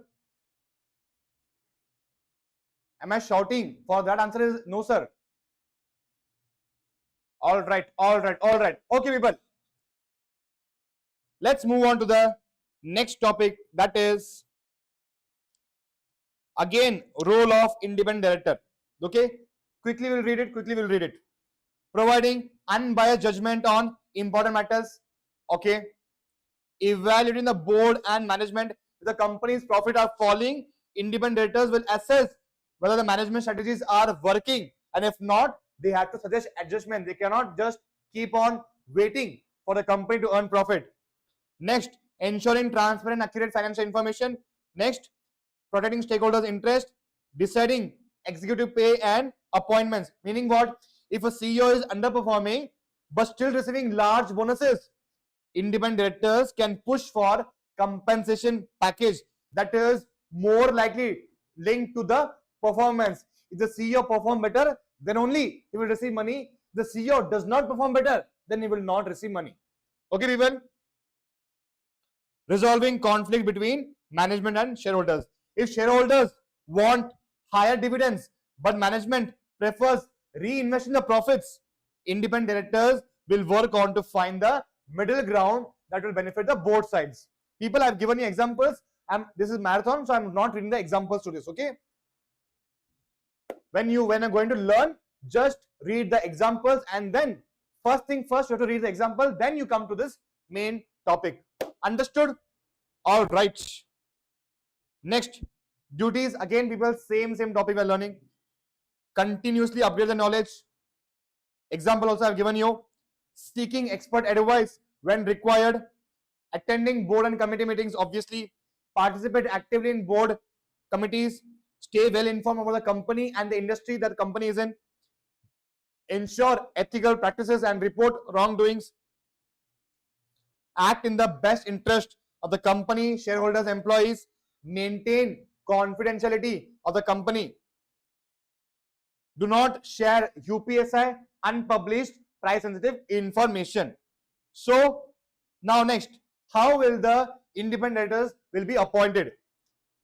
Ensuring a balanced board, which means what? The board must have a mix of executive, independent. Okay, once again, I told you the board should have a mix of executive, non-executive director. I hope you understand the logic behind that. Okay, so let's read it. The board should have a mix of skills, experience, and knowledge for effective decision making. Just because I have started the company and my son is not is my son is a, let's say he's a what do you say? He is a wrongly brought up child who has not completed his education. He has only enjoyed all his life living on my money. So I will never appoint him as a director in the board. So board should have directors who have got expertise, who have got experience, and who have got tremendous amount of knowledge about the company and the industry they are working in. Next is shareholders approval. Independent director must be appointed through a shareholders vote. Confirmation of independence. The appointment notice must confirm the independent director is really independent. Okay, people. Next is formal appointment letter. Directors should receive a letter detailing term of appointment, role and a committee, expectations. What is the expectation from that independent director? Legal responsibilities and liabilities, insurance coverage if they have any, and in company's ethical code. Everything should be informed to the independent director. Now,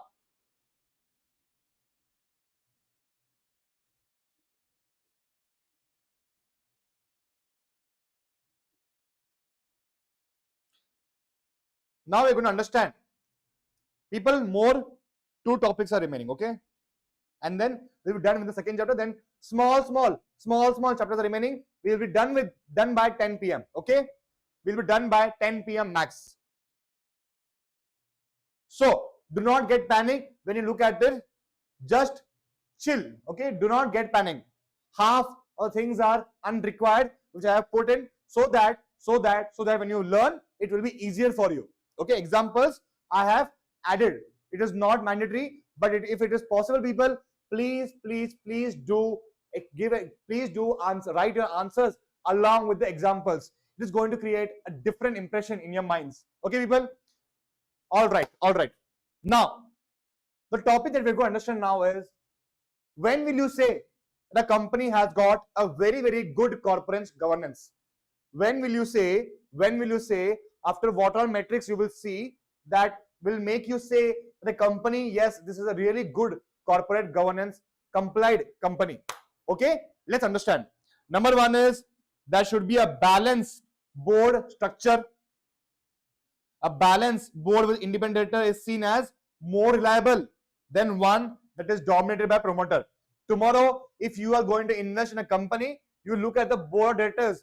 Are there enough independent directors, or are there only those directors who are promoters mostly in the company? Obviously, if there are only promoters and the owners as a director in the company, obviously these people have started the company. These people may tend to take emotional decisions, but it is the duty of independent director, if he is appointed, to give a judgment on an unbiased basis. Okay, people. So, number 2, shareholders' rights and compensation.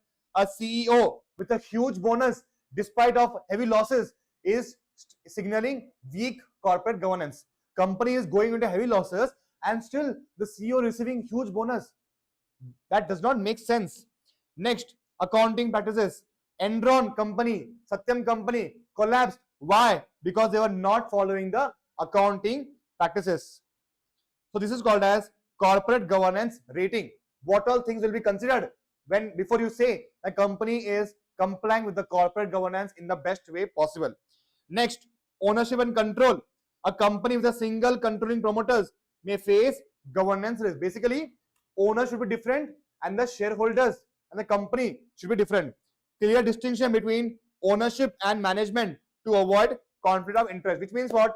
Directors are same as the shareholder. Does not make sense. If directors are different than the shareholders, then the directors will act independently of the shareholders. Okay, people, because directors are professionally managed. They are professionals. Next, That comes to the next concept, that is professionalism and decision making.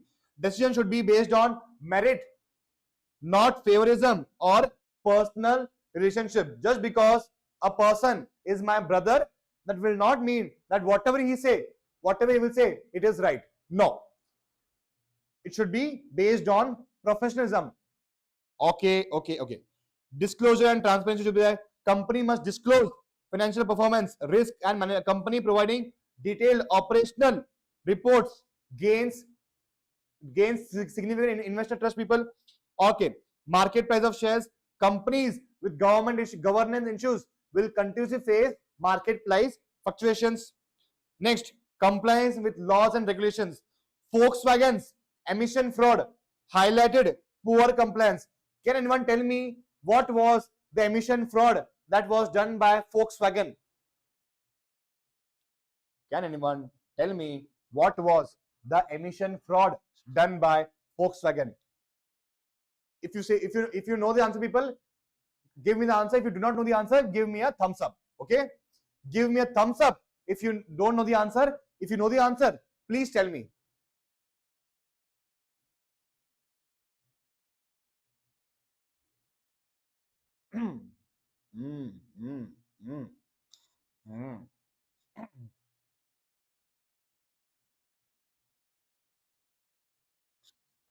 People, if you know the answer, please tell me. If you do not know the answer, please give me a thumbs up. What was the Volkswagen emission fraud that happened? Okay. People. Volkswagen, all cars were emitting heavy pollutants in the air. So government asked all the car companies to have a equipment to have all the cars checked.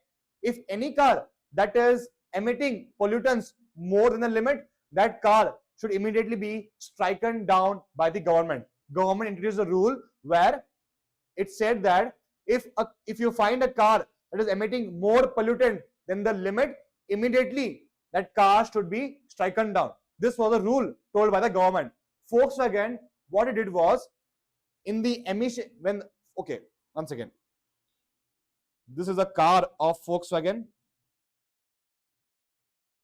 Okay, this is the cylinder of Volkswagen where pollutants are released. So Volkswagen had installed a machinery or equipment that was signaling. Because of this equipment, if the car is in motion, then the equipment will be emitting heavy pollutants. But the car is in hold, if the car is not in motion, then the car is not going to emit pollutants. This was a type of equipment used by Volkswagen. Okay, so the moment government found out that Volkswagen is doing XYZ things to save itself from striking down from all the cars, Volkswagen was fined $1 billion. They basically invented a cheating equipment in their cars that showed wrong pollutant limit. This was a scam fraud done by Volkswagen. This was a scam in brief. I don't know the scam in detail, but this was basically what happened. Okay, all right. Now, so what I'm trying to say is adherence to corporate laws, tax and environmental regulations. Volkswagen was not following environmental regulations in letter and spirit. Okay, people. Next, earnings and dividend payout. Avoiding dividend despite high profits raises question about the company. Which means what? Has the company really earned the profit, or are they just showing in the books that they have earned profit? If they have earned profit, why are they not giving a dividend? Next, handling conflicts of interest. A CEO awarding contracts to a family-owned company raises governance concerns. Next, RPT, selling assets to promoters at below market prices harms minority shareholders. We know this. Next, risk management practices. A bank with weak risk management may face huge losses due to bad loans. which means what? If bank is just giving the loans without checking the CIBIL rating of the debtor, that means what? The bank has got low or weak risk management policy, because of which the probability of NPA or bad loans increases to a great extent. Next, investor grievances redressal, delayed share transfers indicate weak governance, which means what? Company is listed in stock market. I am selling and buying the shares, but it is taking too long to reflect in my account. That means what? Company's internal control, the system and process is very, very weak. Again, it will signal corporate governance issues. Customer complaints satisfaction, frequent complaints about product defects can harm the credibility of the company. Next is vendor relationship and payments. Delayed vendor payments can lead to supply issues, which means what? You are not paying to the vendor on time, because of which vendor is delaying the supply of goods. It's going to create a havoc, going to disturb the entire supply chain, because of which customers the retailers will receive products very, very late. And last is CSR initiatives.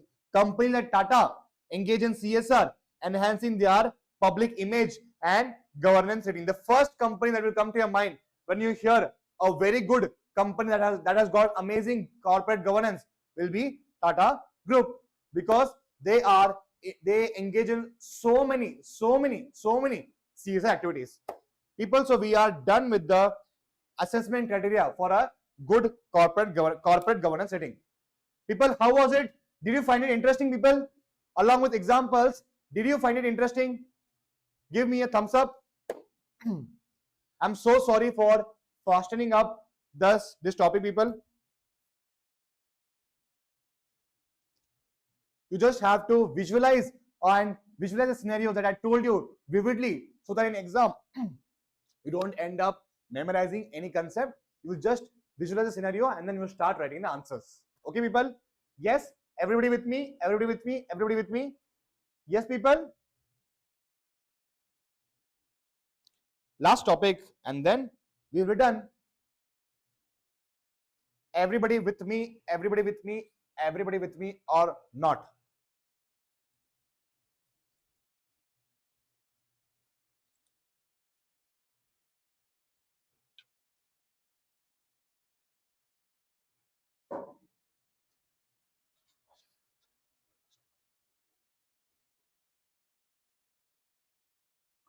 Hello, hello, hello. Hi everyone, hi everyone, hi everyone. Is everybody there with me? Everybody there with me? Give me a quick thumbs up. Yes, Veni is there. TSC Power is there. All right. Where is Atul PS? Maidili, Gopal sir, Gopal sir, Gopal sir. Puja Gupta, M Charita, Rahul Jaju. Where is buddy? Where are you, buddy? Rahul Jaju. Okay. Hi Atul. Asha Jyoti Fico is there also. Perfect, perfect, perfect. Amazing.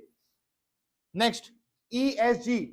Very important topic for your exam people. Whatever topic I have included in the marathon are extremely important topics. Okay. You have to learn everything that I have given in this marathon notes. Easily, nobody can stop you from scoring exemption in corporate and economic laws. Everything is given to you. Everything. Okay. All right. Gopal sir also there. So what is the meaning of ESG? Environmental, social and governance ratings. So what are the metrics that we include? Let's take an example of environmental rating, which means what? Evaluates the company's impact on the environment. What are the key metrics? Carbon footprint, energy efficiency, waste management, sustainability initiatives. If it's a mobile phone company, how are they disposing of the batteries? If it's a car company, are they managing the pollutant limit like Volkswagen?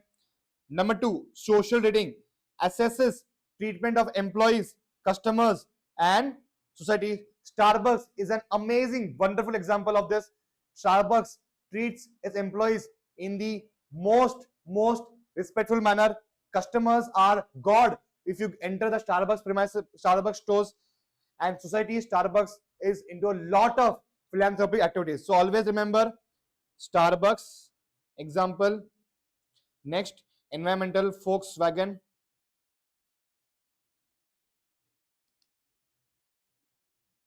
Yes. Next, governance rating measures CG, standards, transparency, and accountability. Perfect example is Infosys. Infosys company encourages every single employee to be with integrity, to be honest and transparent about everything. So, what is the key metrics of social rating? Employee welfare, diversity and inclusion, labor rights, community engagement, customer relations. Very easy. Governance rating, board structure is every time this is important, very, very important. Board structure, what is the compensation given to CEOs, CFOs, what are rights of the shareholders, what is the regulatory compliance. Okay, the ESG component, key metrics, description. Now, again, key metrics we understand in detail. We are done with environmental, we are done with social, we are done with the compensation part also. We're also done with yes, board rating, composition, independence of board, diversity, expertise, board committees, effectiveness. Next, ownership and control. Is the shareholder different from the management? Shareholder structure, promoter, institutional influence, and minority shareholders' right. Accounting rating, transparency in the financial reporting, adherence to accounting standards, and independent auditing practices. So, with this, we are done with the second chapter. Also, people, also done with second chapter. Now, I also given you unexpected expected questions. Independent directors. Now, evolution of corporate governance. Just read this. Just read this. Do not learn it. Okay. CG rating and its importance. ESG rating and components. SEBI's corporate governance compliance requirements. People, this is important. Okay. Let's read this. Outline SEBI's quarterly and annual corporate governance requirements for listed entities. Number one is quarterly reports, annual reports, half-yearly disclosures, and key mandates. Audit committees, whistleblower policy. Next, disclosure of governance practices, detailed compliance audits, status, and direct qualification. We know this. Loans, guarantees to promoter entities. People, I don't want to just go through the important topics. I would want you to also read, understand the expected questions, answers. I've given you everything, people. Okay. So with this, let's begin the MCQ, 3 MCQ question. Then we will skip to the 2 small chapters. Yes. Which committee was set up by the SEC USA to improve corporate disclosures? Can anyone tell me the answer to this?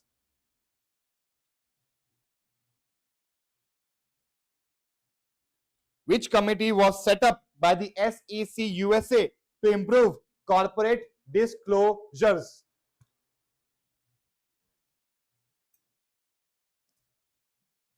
Who is sending heart?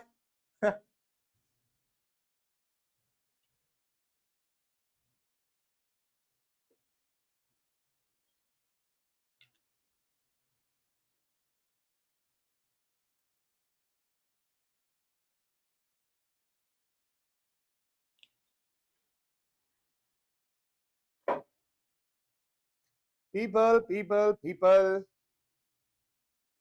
Answer is 1C. Atul is saying answer 1C. Okay. Anybody else? Quick, guys, quick. What is the answer? The first question, guys.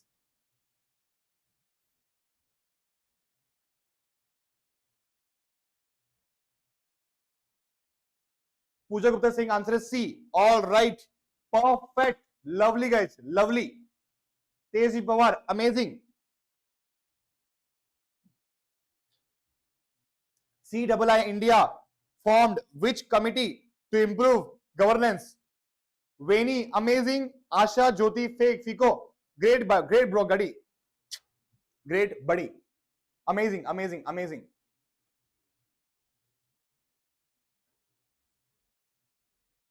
Where is that one guy whose name was what was his name?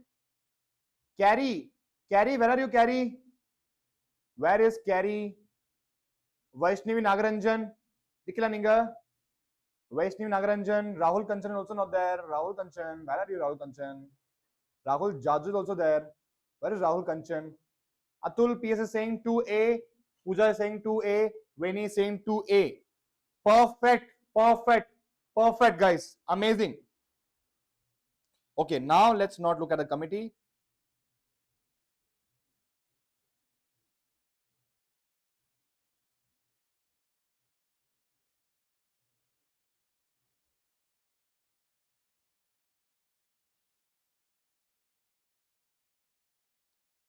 Yes. No, this is easy.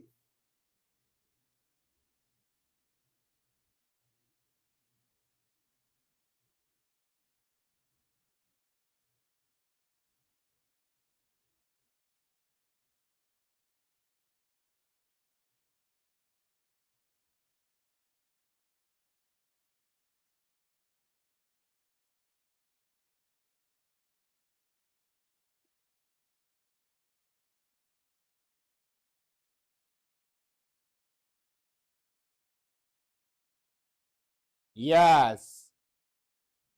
When can an independent director disclose UPSI? UPSI, UPSI. When can an independent director disclose UPSI? UPSI, UPSI. 16C, 16C, 16C, 16C. Perfect, perfect, perfect.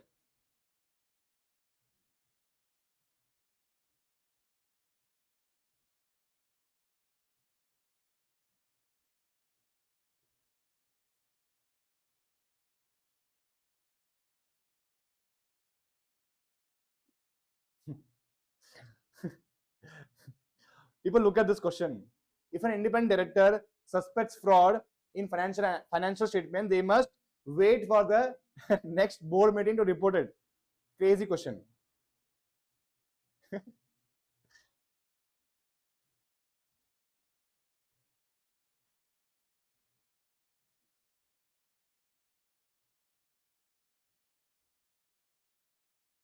People, all the questions are super easy over here. Which of the following is a mechanism for below level governance? Which of the following is a mechanism for below level board level governance? SEBI regulations, whistleblower policy, annual general meeting. Number 4, stock exchange listing.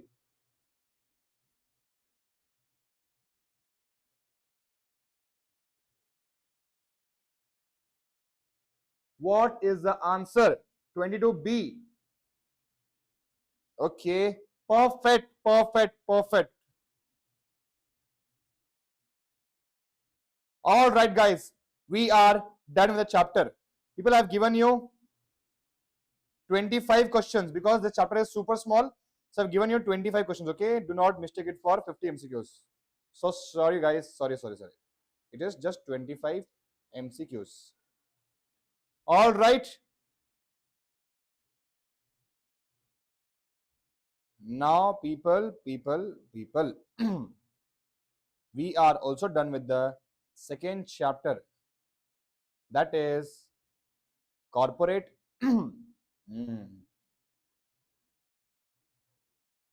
corporate governance practices. Code in India. Pooja Gupta, Asha Jyoti Siko, amazing buddy, amazing people, amazing. Now, without wasting any time, let's quickly complete this family business and sustainability management. Okay, quickly let's complete this family business. Now, very easy chapter, very easy, superb easy. Only 2 pages are there, then we'll be done. Okay, people. All right. So, corporate governance in family business. What are the challenges in family owned businesses? Number 1, conflict of interest, emotional ties with business goals, personal priorities, override company interest, which means what? Just because, which example should I take? Which example should I take?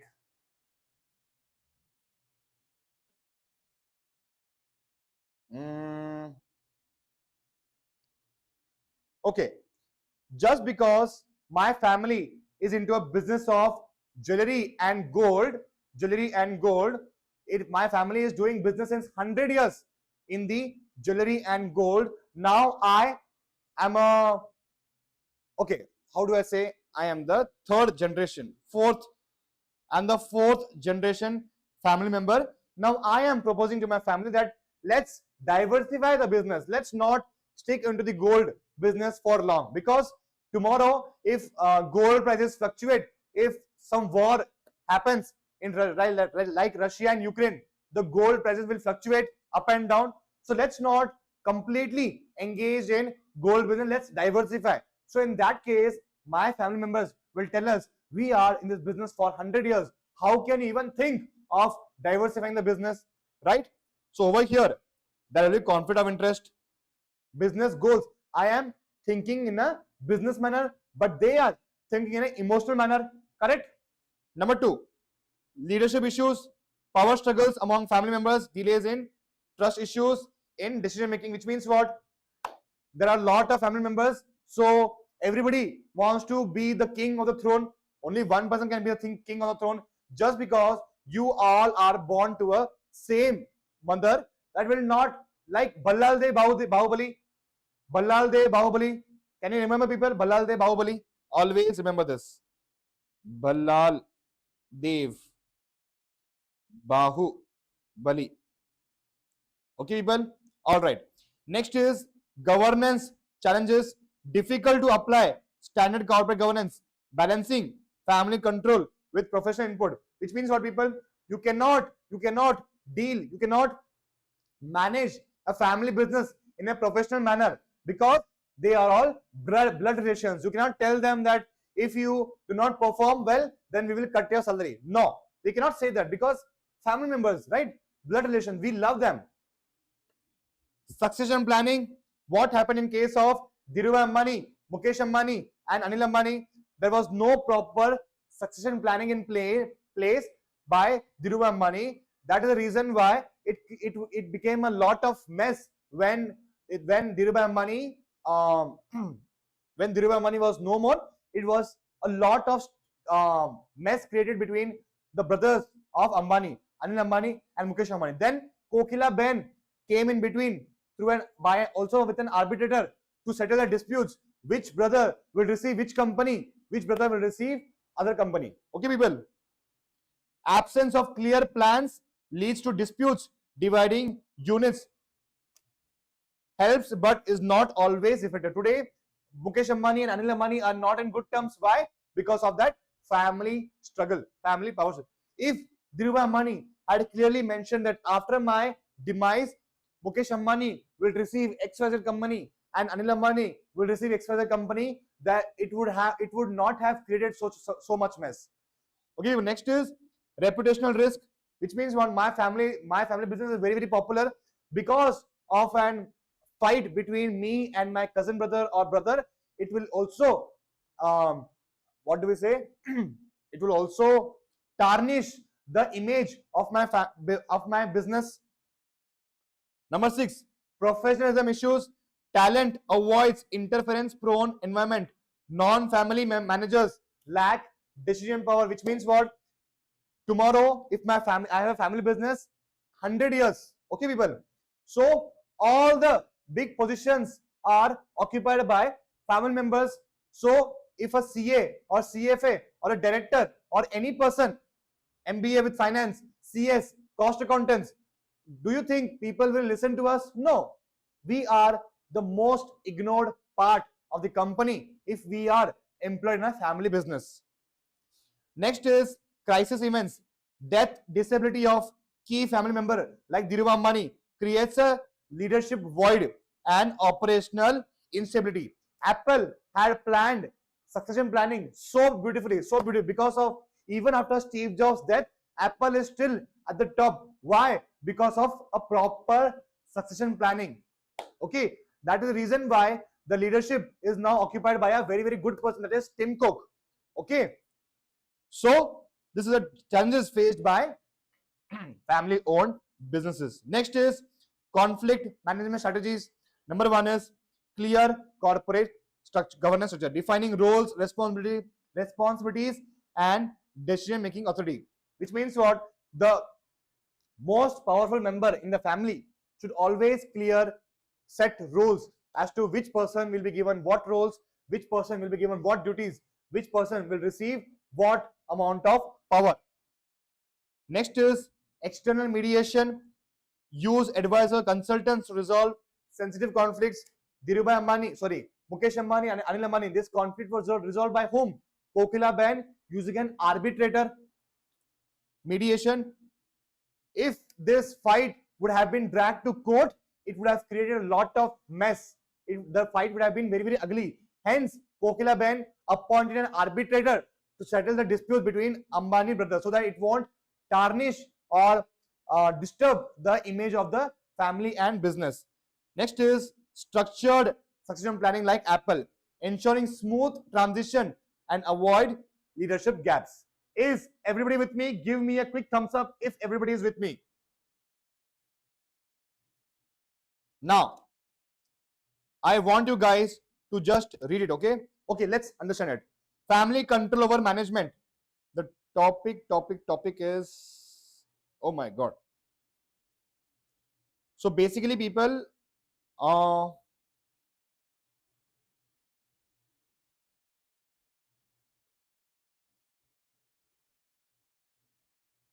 again, these are the features of corporate family-owned business. Features of family-owned businesses.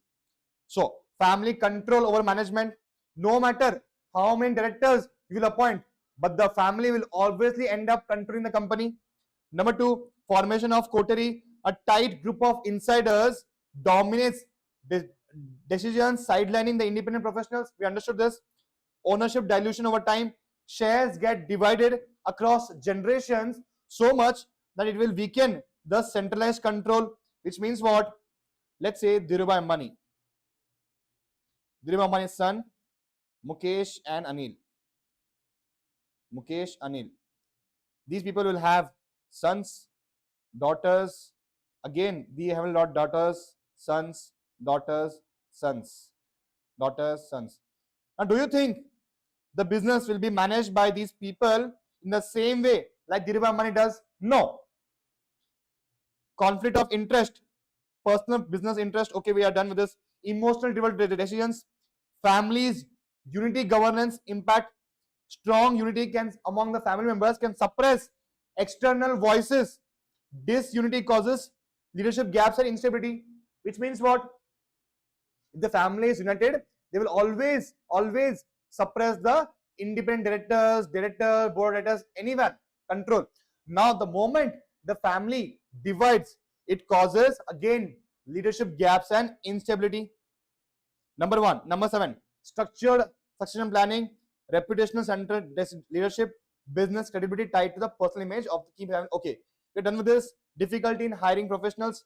Talent avoids joining due to limited authority and internal politics, which means what? If tomorrow I am appointed as CS of a family-owned business, I will be given very, very less control because family, I have to obey to what the family says. If I do not obey, I will be kicked out of the company. Crisis from death. We are done with the same points of repeated people. So we are done with the 4th chapter also, that is family business. Okay, in exam, before exam, you have to read the example, then you have to read the main topic. Okay, is everybody with me? Let's quickly finish this off, the small chapter. Okay, people, let's not discuss the MCQs because we are already running out a lot of time. Okay, people, is that okay if you do not discuss the MCQ, or do you want to discuss the MCQs? Please tell me as app, people. Are you okay if we do not discuss the MCQs for the chapter of family business?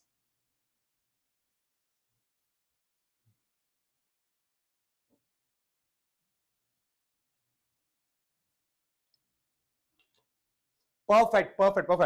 People, I hope you all have my notes.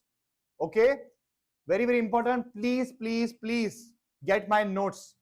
If you did not get the notes, immediately drop into the comment section. I'm going to contact my team and ask them to give it your notes, if at all. Because of a lot of requests, My team was not able to send it on time. In case if somebody was missed, please tell me in the comment section. Yes, sir. Yes, sir. Atul PS. Perfect. Perfect. Perfect. Perfect. Now, sustainability management. 2 pages, then we will be done. What is sustainability management? Refers to a process of growth and progress that meets the needs of the present without compromising the ability of future generation. Which means what? Company has to operate in such a manner that even though present generation is satisfied with all the operation that the company is doing, but it should not operate in such a way that the future generation do not have the resources to function. In simple terms, it means developing in a way that does not harm the environment, society, economy, or for future generations. A company example, a company using renewable energy and reducing waste in manufacturing process to protect the environment while providing fair wages to workers is practicing SD. Okay, very easy. Now, what are the 3 pillars of SD? Let's understand. Number 1 is economic approach. Means what? A company invest in energy efficient tech to save money in the long term despite high initial cost. Which means what? I want to buy a car, I would pay higher cost to purchase an electric car so that tomorrow I don't end up polluting the environment. Okay, decision should ensure future economic growth. Number 2, focus on long-term financial stability rather than short-term profits. Which means what? Today, if I buy a car that is petrol or diesel based, even though I will be profited in a short term because of low cost, but in the long term, I would end up hurting the environment. Okay, people. Next is ecological environmental approach. Conservation of natural resources, focusing on reducing pollution, waste, carbon emission. Very easy. A company uses biodegradable packaging instead of plastic to reduce pollution. Starbucks uses this. Starbucks provides coffee with a paper cups so that they don't end up harming the environment. Social approach. Companies provide fair wages, safe working conditions, and community welfare programs, ensuring business do not exploit workers like Amazon does or harm local communities. At the same time, they should provide fair wages and worker safety and social security. Very easy, people. These are 3 pillars of sustainable development. Economic, number 2, ecological, number 3 is social, and last is what are the benefits? Environmental protection, economic growth, improved public health, brand reputation, cost savings, legal compliance. Let's quickly read the description. Reduces pollution, conserves water, and protects biodiversity because of environmental protection. Promotes long-term financial stability through efficient resource use, economic growth. Number 3, improved public health, reduces pollution-related diseases and improves community well-being. Next is brand reputation created because of Starbucks. Immediately, the moment I read this term, Starbucks came into my mind. Cost savings, reducing waste and energy consumption results in significant cost saving for businesses. Legal compliance, adhering to environmental laws helps business avoid fines and penalties. Very easy, people, very easy. Quickly, let's complete this BRSR report. SEBI's mandate for top 1,000 listed companies into May 2021, voluntary for top 1,000 listed companies for financial year 21-22. I told you when we were studying this CSR that every listed company who are in top 1,000 have to file a report. That report is called as BRSR report, which is based on 9 NGRBC principles. Now, from 2023 onwards, these companies have to disclose what? ESG performance also. Okay, United Nations Principle for Responsible Investment, over 5,000 signatories. Okay, this is not important. People, so we are done. Also given you expected questions. Below are the MCQs. Let's not go into the MCQ today. Okay. Let's end this session here, people. Okay. My throat is on fire now. My throat is on fire. So we are done with the completion of corporate governance 10 marks chapter, the chapter that you find very, very boring in the most beautiful manner possible. Today for this marathon, I received the most number of average duration. I'm so glad that I could make the most boring chapter teach you in the most beautiful manner. Okay guys, okay. So people, have your dinner properly, take care, okay? Take care of your health, sleep well, eat well. If you have any doubts, quickly, without any hesitation, drop me in the comment section. Okay, guys? All right. Is everybody with me? All right. Veni, welcome. Tejasvi Pawar, welcome, guys. Perfect. All right, people. I will see you tomorrow. Thank you so much, sir. Thank you so much. Welcome, guys. Welcome. Guys, please share this video or marathon series to as many people as possible so that we can contribute to everybody's well-being. Thank you, sir, for your efforts. Welcome, Masha Jyoti Fico. Welcome. I'm so glad that my efforts were useful to you. Pooja Gupta is saying thank you so much, sir. All right. Welcome, Pooja Gupta. Welcome. Thank you so much, guys. Thank you so much. It really means a lot that you are staying with me for so long. Today also we crossed 10 o'clock, 4 hours. We crossed, people, 4 hours. Thank you so much for staying with me. It really means a world to me. Maithili, thank you, sir. Welcome, Maithili. Welcome. So, guys, have your dinner. Take care of yourself. Sleep well, eat well, study well. Take care of yourself physically. Take care of yourself mentally, emotionally, everything. Ritika Sharma, where have you been, Ritika Sharma? Where are you from, Ritika Sharma?